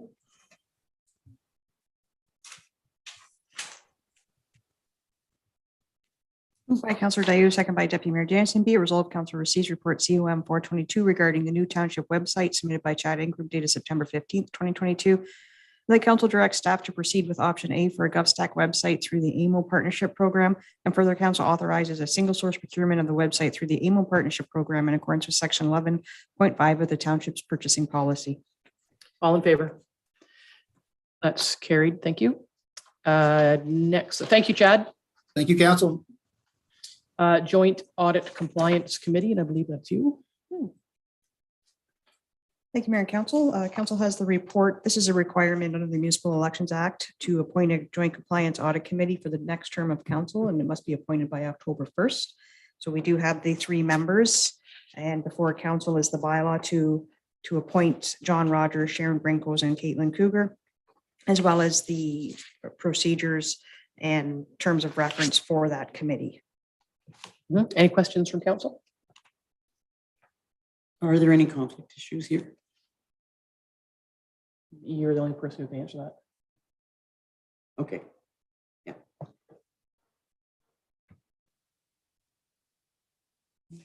Yep, I guess resolution if there's no other questions. Moved by Deputy Mayor Jansen, seconded by Councillor Dayu. Be it resolved, council receives report CO 1422 regarding a joint compliance audit committee for the 2022-26 term of council, and that the clerk be provided delegated authority in consultation with lower tier clerks to present directly to council bylaws to appoint any future members or alternate members to the joint compliance audit committee as required. And that the clerk be authorized in consultation with the CAO and treasurer to select and appoint an auditor licensed under the Public Accountings Act 2004 if required for the purpose of conducting an audit in response to an application received by the Joint Compliance Audit Committee, and further a bylaw be brought forward appointing members to the Joint Compliance Audit Committee, adopting the terms of reference and providing delegated authority for the appointment of an auditor to conduct compliance audits. All in favor? That is carried. Thank you for that. Next up is correspondence. This has been sent out to all the municipalities. It's to your attention, but it's to us. Did you want to just take us through that? Mr. Elston is currently the townships and the county and other local municipalities integrity commissioner, and he submitted a letter advising that he is going to be retiring from his duties as our integrity commissioner and has delegated his authority to Aaron Barros to fill in. The contract with Mr. Elston is due to expire December 31st, 2022. And as for council's information as well, we are currently recruiting in the recruitment process for the new integrity commissioner. And that will be done same as this across 4 municipalities in the county as a joint. We've advertised as a joint IC again. Yes, council, new council in December will see the recommendation for the integrity commissioner. Okay, any questions from council? Go ahead. Moved by Councillor Dayu, second by Councillor Barry. Be it resolved, council receives correspondence from Harold Elston, Integrity Commissioner for the Township of Algonquin Highlands, advising of his retirement from Integrity Commissioner Services, and further council acknowledges Mr. Elston's retirement and delegation of his authority in accordance with section 232.33 of the Municipal Act 2001 SO 2001 as amended as Integrity Commissioner to the law firm of Aaron Barros LLP until the end of his term, December 31st, 2022, and under the same terms and conditions of the existing contract with the Township for Integrity Commissioner Services. All in favor? It's carried.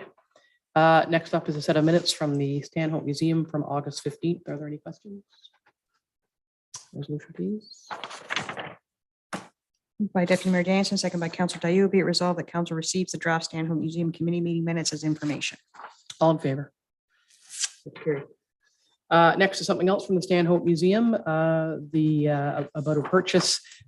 This is not new money to be given to the museum. This is requesting permission for the museum folks to move money around inside their own budget that has already been approved by council.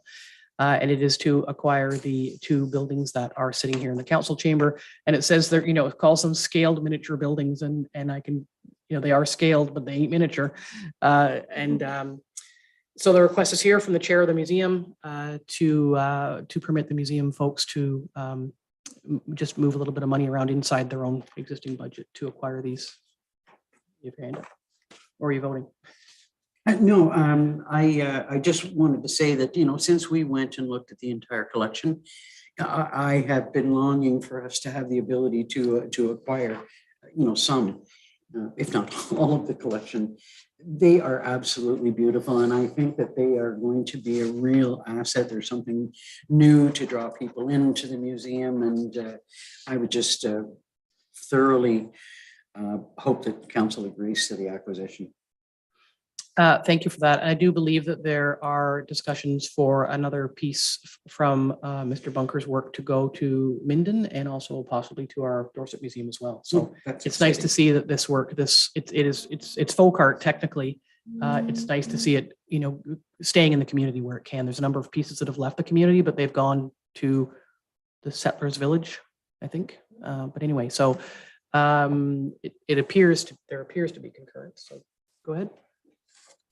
By Deputy Mayor Danson, second by Councillor Barry. Be it resolved, council receives correspondence from the Stanhope Museum Committee Chair Adele Espina regarding the purchase of museum display items, and further that council authorized the purchase of 2 scaled miniature buildings for their content and their contents from the estate of Mervyn Bunker in the amount of $4,050 to be funded from the Stanhope Museum reserves. I don't think it's from the reserves.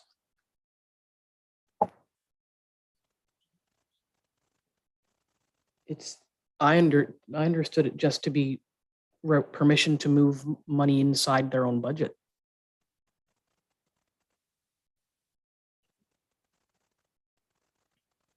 I don't think it's meant to come from reserves.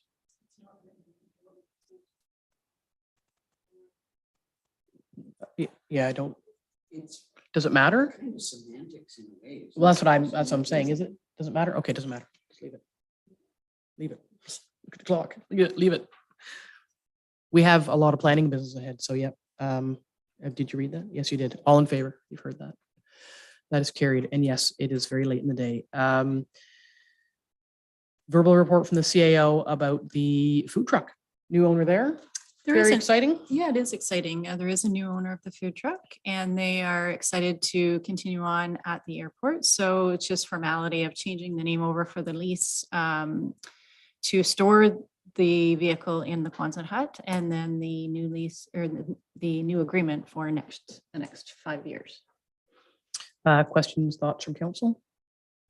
Go ahead. By Councillor Barry, second by Councillor Dayu. Be it resolved that council receives the license agreement and Quonset hut lease agreement with Heather Thibodeau and directs bylaws be brought forward for consideration to authorize the mayor and clerk to execute the said agreements. All in favor? It's carried. Thank you.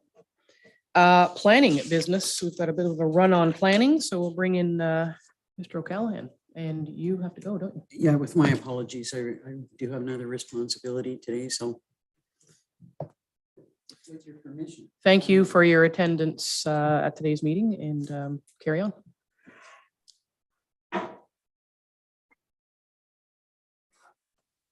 Just wait a second till Liz gets her stuff organized.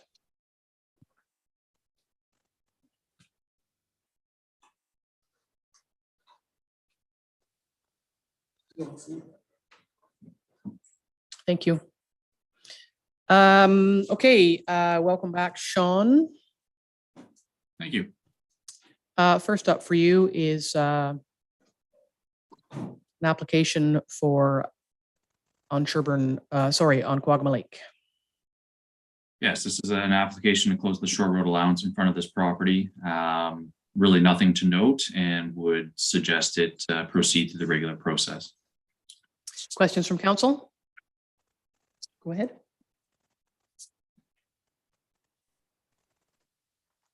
By Deputy Mayor Danielson, seconded by. I have to change those.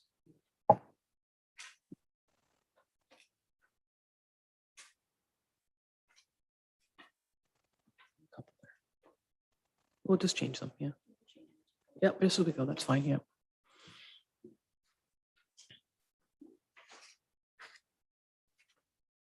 Moved by Councillor Barry, second by Councillor Shortry. Be it resolved that council receives report PL 10822 regarding proposed shore road allowance closing fronting property located at part of lot 20, concession 12, geographic township of Sherburne, Quagama Lake, and the council approves in principle application OSRA 1322 made to stop up and close and convey the said shore road allowance and request the applicants to proceed in accordance with the shoreline road allowance closing procedure.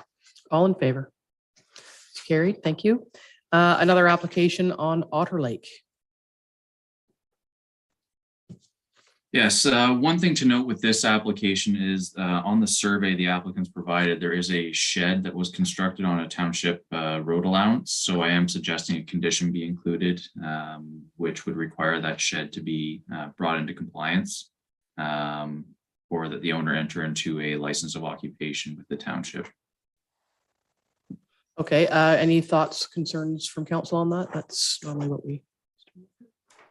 Another one that needs changing. I'm not saying anything from council, so thank you.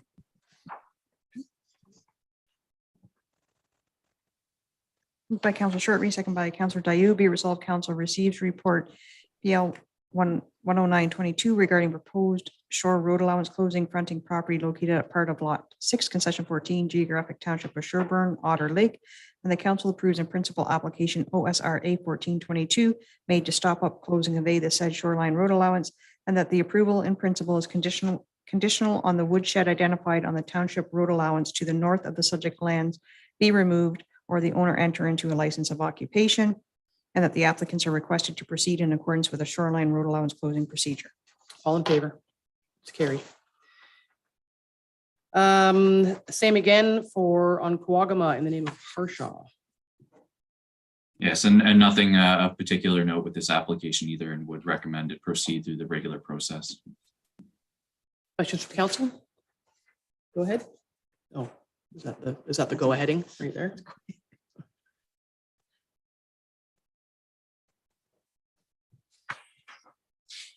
Forgot how to write your name there, did you?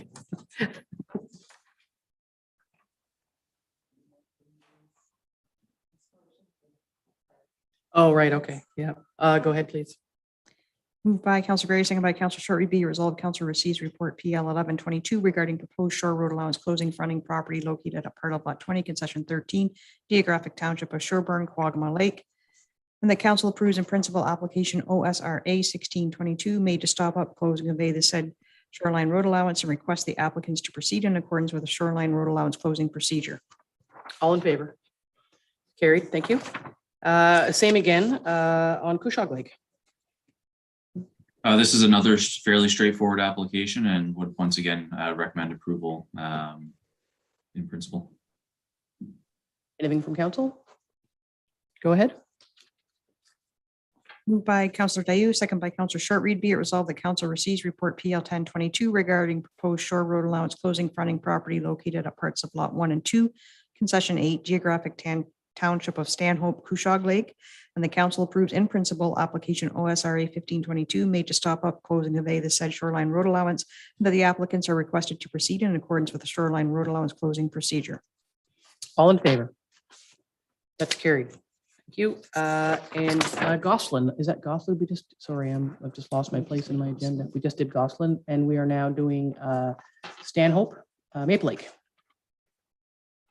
This is a joint application to close the shore road allowance in front of both of these properties. Nothing really of particular note with either one and would recommend they proceed through the regular process. Anything from council? Go ahead. We're making you really move your paper around pretty quickly, aren't we? Sorry about that. Go ahead. Oh, I'm sorry. Sorry. Just, I guess it was my screen when, but Sean said that these were joint applications. I just wondered if, is the red sort of rectangle, is that 2 properties or 1 property? It is 2 separate properties. Okay. It is hard to see Yeah. because they look like they're very small, but you can just see the dark line between the two. The one on the left looks a bit smaller or narrower than the one on the left, but there's 2 there. Yeah. Thank you. Go ahead. By Councillor Berry, second by Councillor Shortreed. Be it resolved, council receives report PL 1222 regarding proposed shore road allowance closing fronting property located at part of lot 29, concession 5, geographic township of Stanhope, Maple Lake, and the council approves in principle application OSRA 17AB 22 made to stop up, close, and convey the said shoreline road allowances, and that the applicants are requested to proceed in accordance with the shoreline road allowance closing procedure. All in favor? That's carried. And I confess EF, we are at another application on Cushog Lake. Yes, this is the last application for shore road allowance, and nothing of particular note with this one either, and would recommend it proceed through the regular process. Anything from council? Go ahead. Moved by Councillor Dayu, second by Councillor Barry. Be it resolved that council receives report PL 113-22 regarding proposed shore road allowance closing fronting property located at part of lot 2, concession 10, geographic township of Stanhope, Cushog Lake, and the council approves in principle application OSR A 1822 made to stop up, close, and convey the said shoreline road allowance, and the applicants are requested to proceed in accordance with shoreline road allowance closing procedure. All in favor? That's carried. Proposed severance, pre-consultation. Yes, this is an application to sever an existing property on Livingston Lake.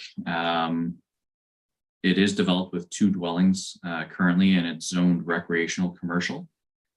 So the applicant is proposing to create 1 new residential lot, which would require the lot to be rezoned, with the other parcel retaining its recreational commercial zoning. They have provided an environmental impact study that does support the proposed development. One thing to note also is Livingston Lake is listed in our official plan as an at-capacity lake. However, the county has recently updated their official plan to remove that Livingston Lake from that list based on new information we have.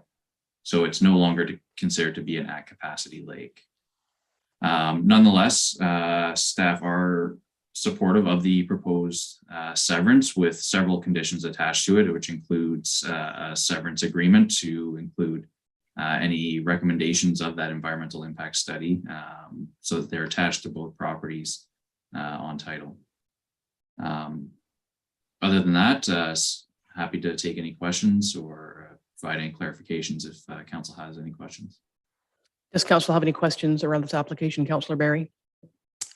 Just curious, I apologize if I missed it. Is this water access? No, I think if on the plan that shows a road, there's a traveled road there. It's road access, I believe. That is correct. It is road access. That's it. Anything else? Like, you know, it's interesting when you look at them and you see that on the report compliance, you know, it doesn't meet compliance, doesn't meet compliance, but they're existing. There's no additional impact. It's just almost housekeeping in terms of the lines. Did you something you just saying sort of saying the same thing? Well, yeah, I think the fact that the residences are already existing makes it even more about housekeeping. You know, I was a little bit alarmed to hear that Livingston Lake was going from at capacity to a redesignation of not at capacity, but this application actually doesn't have anything to do with that because they are existing buildings. So yeah, my questions are more for county for another day. Right. Okay, fair enough. Go ahead. Moved by Councillor Short, second by Councillor Barry. Be it resolved, council receives report PL 114-22 prepared by Sean O'Callaghan and dated September 15th, 2022 regarding proposed severance of lands located on part of lot 10, concession 6, geographic township of Livingston Lake, submitted by Mary Poirier Planning and Associates on behalf of their client 1455721 Ontario Inc. and further council supports in principle proposed severance subject to the following conditions. Payment of taxes, including penalty and interest. 2, proposed severed and retained lands be rezoned to recognize deficient lot area and frontage. 3, proposed severed lands be rezoned to shoreline residential 2, SR2. 4, confirmation the right of way known as Laurel Lane will continue to provide uninterrupted access to those who currently use it. 5, enter into a severance agreement pursuant to section 5126 of the Planning Act RSO 1990 to address any recommendations of the scoped environmental impact study.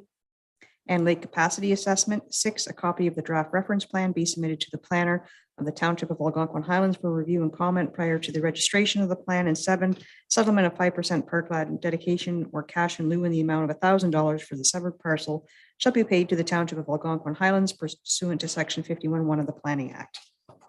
All in favor? That's carried. Thank you. Another pre-consultation for Bradette on Quagma. Yes, this is a proposed lot addition between two pieces of property on Quagma Lake.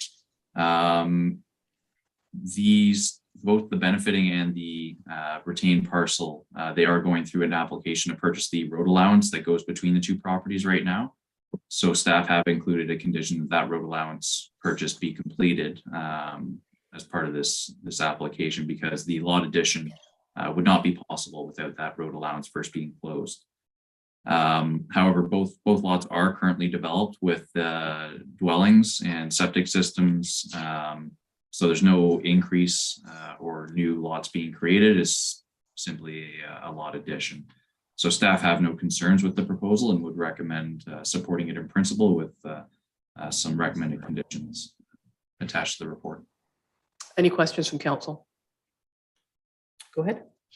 By Councillor Barry, seconded by Councillor Dayu. Be it resolved, council receives planning report PL 1522 prepared by Sean O'Callaghan and dated September 15th, 2022 regarding proposed severance of lands located at part of lot 17 and 18, concession 13, geographic township of Sherburne, Quagma Lake, submitted by Tyler Lalonde on behalf of Judith and JP Bradette. And further, council supports in principle the proposed severance subject to the following conditions: 1, payment of taxes, including penalty and interest; 2, settlement of 5% parkland dedication and cash in lieu in the amounts of $250 for the severed parcel shall be paid to the Township of Algonquin Highlands pursuant to Section 51(1) of the Planning Act. 3, the road allowance adjacent to the subject's land being closed to the satisfaction of the township. 4, a copy of the draft reference plan be submitted to the planner of the Township of Algonquin Highlands for review and comment prior to the registration of the plan. And 5, the separate parcel merge and title with the benefiting lands. All in favor? That's carried. Thank you. Proposed severance and addition for in the name of Godfrey. Yes, so this is an application to create a new lot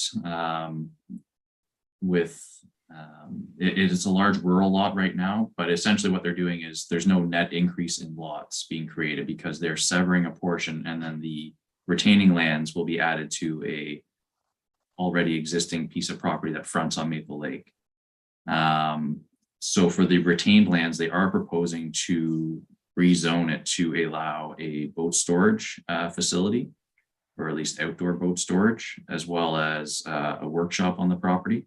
But that would be restricted to the portion of land that's closer to Highway 118.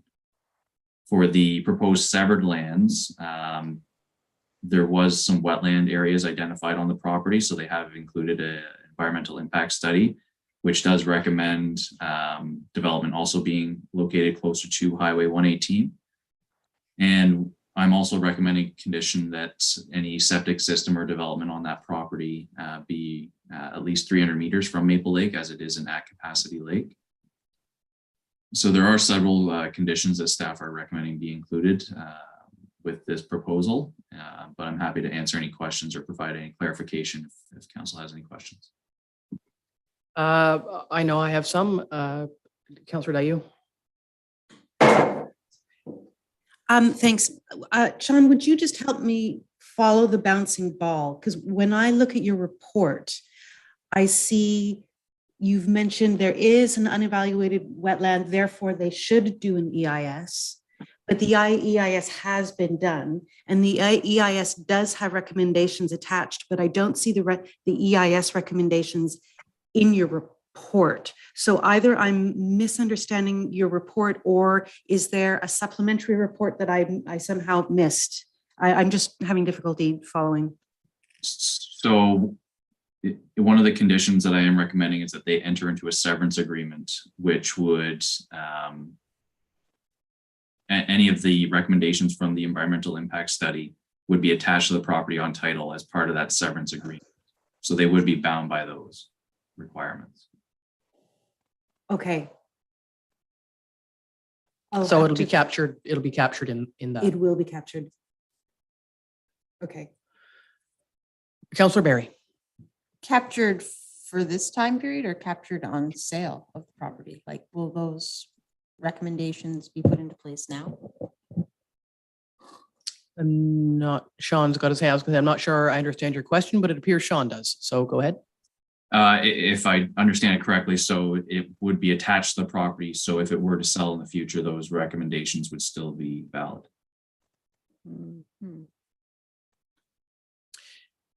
Are you finished with your question? Yes. Do you have any questions?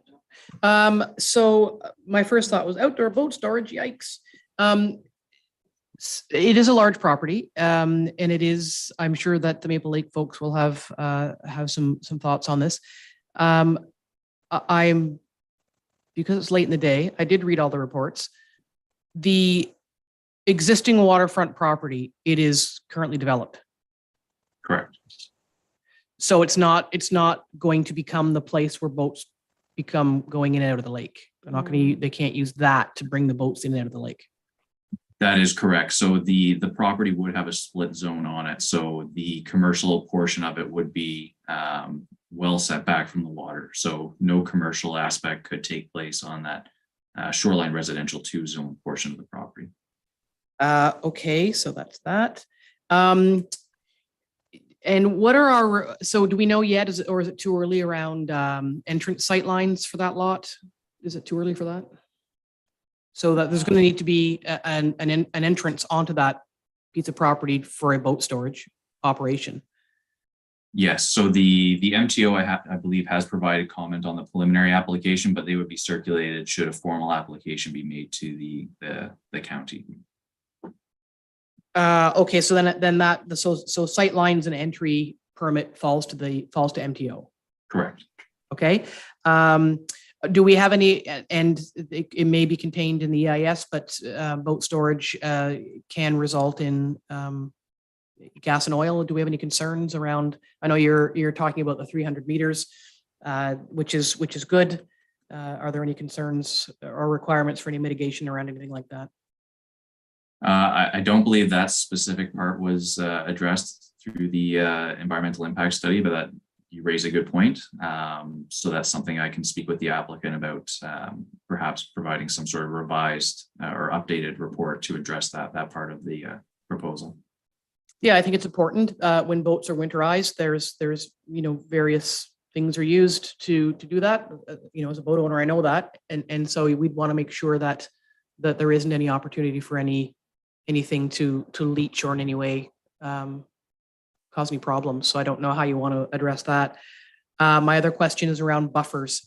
I know no disrespect to the folks in Carnarvon, but I sure wish they had a buffer. So I would hate for us to create an environment where there's just big blue tents half the year or most of the year. And so can we require, or is there already a requirement for any such operation to be keyholed on the existing land so that it's just not screaming in your face when you drive by on our lovely rural roads? Yes, so our bylaw does speak to the screening of outdoor storage, so it would have to be not visible from surrounding properties or from the road. Now, is that not visible immediately or not visible in 30 years when the evergreen trees grow up? I believe there's a minimum requirement for the trees planted to be 6 feet tall, I believe. Okay. Okay. I mean, I'm not trying to thwart business. We certainly, we know we need business opportunities that will employ people. The location does make me a little nervous. I don't know why, but it just does. But I think if the EIS recommendations are adhered to, the wetland is protected, and we can make sure there's some mitigation strategies for anything that's used in that kind of boat storage. And someone could say, well, it's not a marina, it's a boat storage, but there's still some residual potential residual effects of gas and oil, I suppose. Well, the clerk has something. Just a question to Sean. Does the motion need to be updated to include some reference to the winterizing aspect of them, or will that come in the next report to council?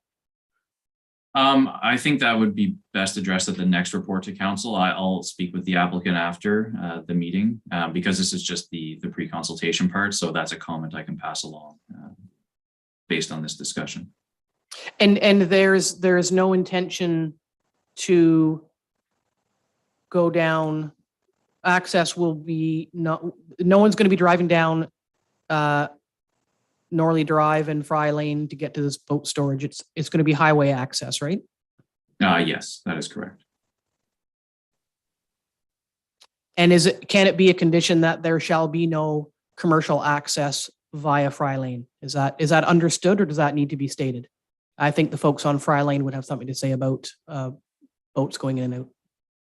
Yes, I believe that's something we could address through the severance agreement, but it will also be addressed through the split zoning of the property, as the commercial zoning will not extend down to Fry Lane.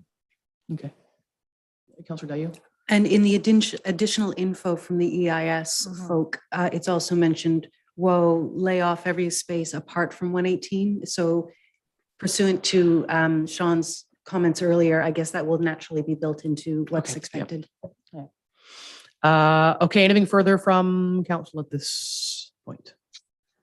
Lisa's got a knitted brow.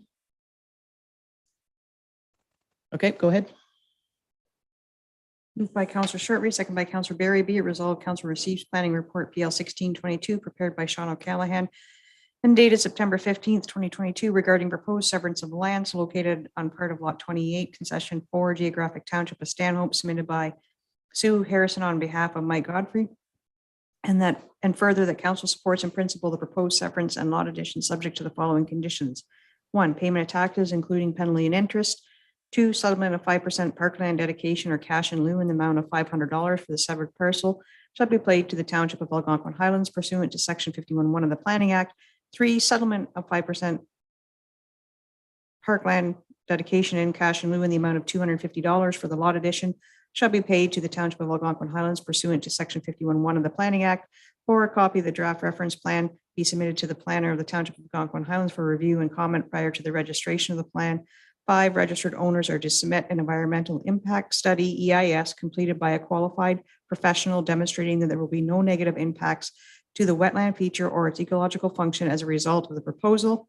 6, the registered owners are to submit a site development plan showing the proposed lot, prepared by an Ontario Land Surveyor, OLS, and based upon any recommendations of the EIS, and which will identify the proposed septic systems and all buildings and structures, main and accessory, with the required setback areas, including a minimum setback of 300 meters from the high water mark of Maple Lake. 7, the registered owners are to enter into a severance agreement pursuant to Section 51(26) of the Planning Act, RSO 1990, to address any recommendations of the EIS site development plan and to require the septic system on the proposed lot to be set back a minimum of 300 meters from the high water mark of Maple Lake. 8, proposed retained lands merging with 1124 Fry Lane. And 9, a portion of the proposed benefiting parcel being rezoned from rural RU to rural exception RU exception to permit a workshop and outdoor boat storage. Thank you for that. I have a further question in regards to the septic system.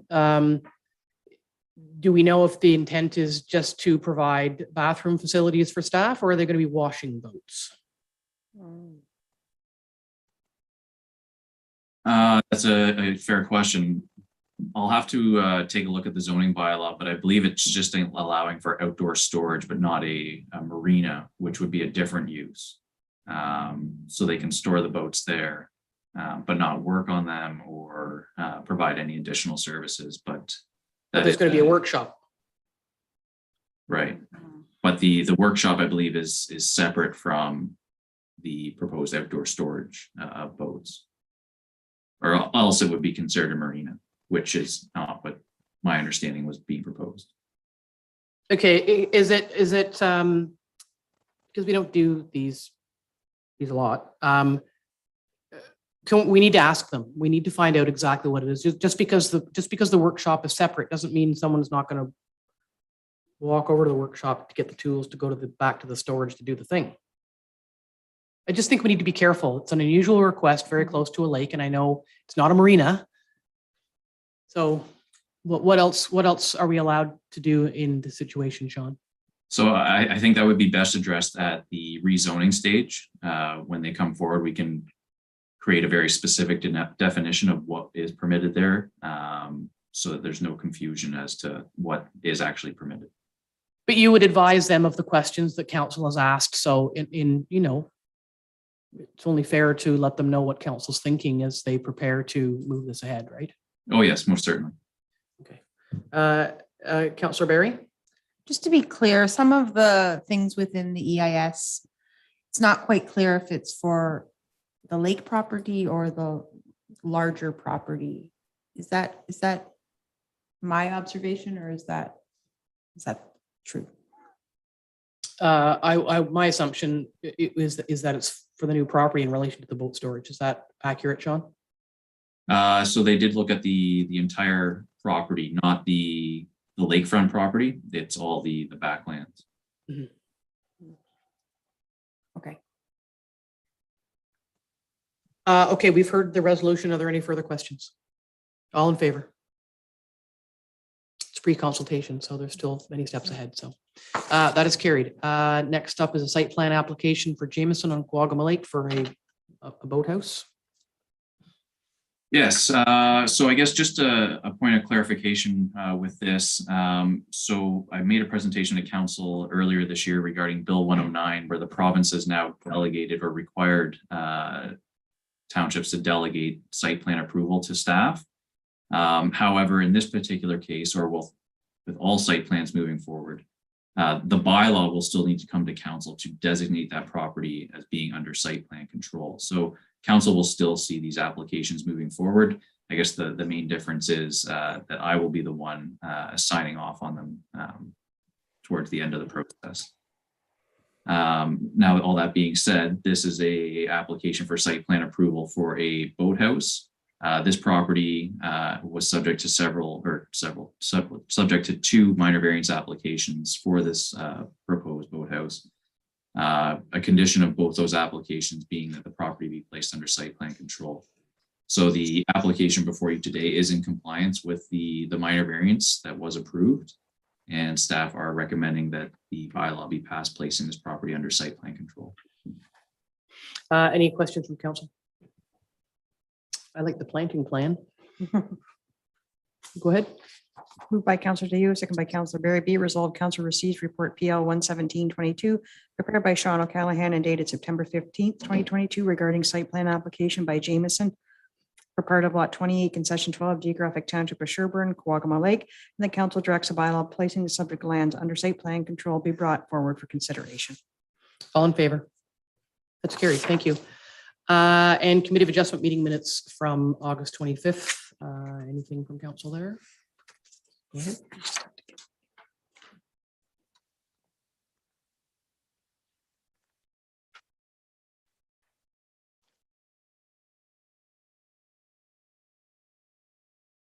Moved by Councillor Barry, second by Councillor Short. Be it resolved, council receives the August 25th, 2022 committee of adjustment meeting minutes for information. All in favor? That's carried. Thank you. Thank you, Sean. Thank you. External boards and meetings. I believe you were going to do something verbal for the health hub.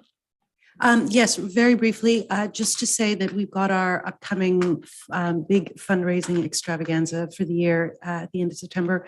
On the 23rd of September, which is a Friday, there's going to be a community dance at the Pavilion in Dorset.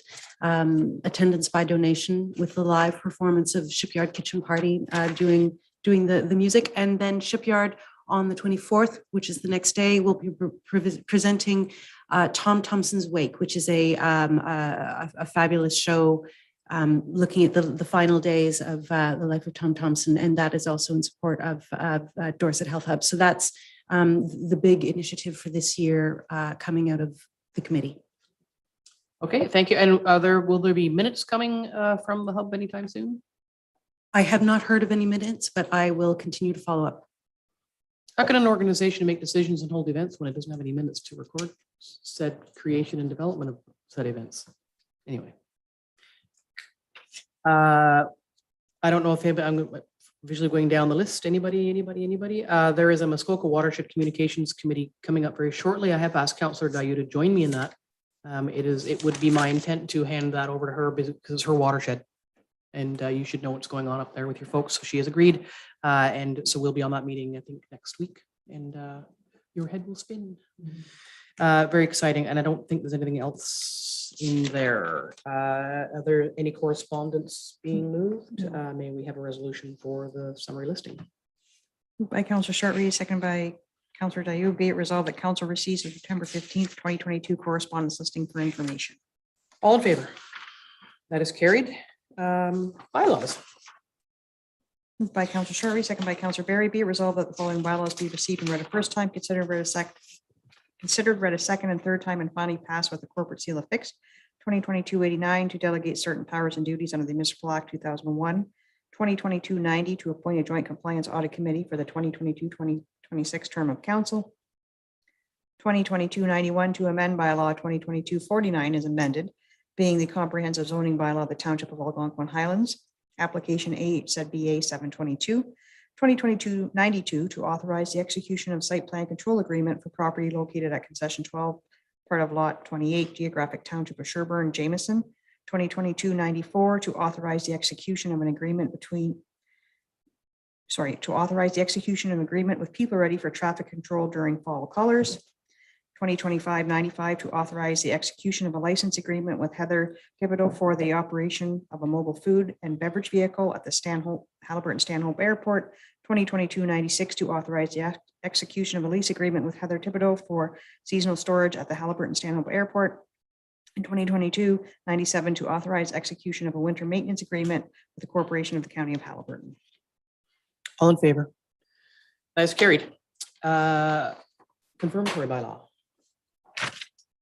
Moved by Councillor Diu, second by Councillor Shortreed. Be it resolved that bylaw 2022-98 being the bylaw to confirm the proceedings of council held during its September 15th, 2022 regular meeting be received and read a first time, consider read a second and third time, and finally passed with the corporate seal affixed. All in favor? It's carried. And adjournment. Moved by Councillor Shortreed, second by Councillor Berry. Be it resolved that the September 15th, 2022 regular meeting hereby adjourned at 5:01 p.m. All in favor? Carried. Thank you, everyone. Very long day. Thank you to staff for hanging in, and of course you didn't have a choice, but just thank you. Thank you to everybody. And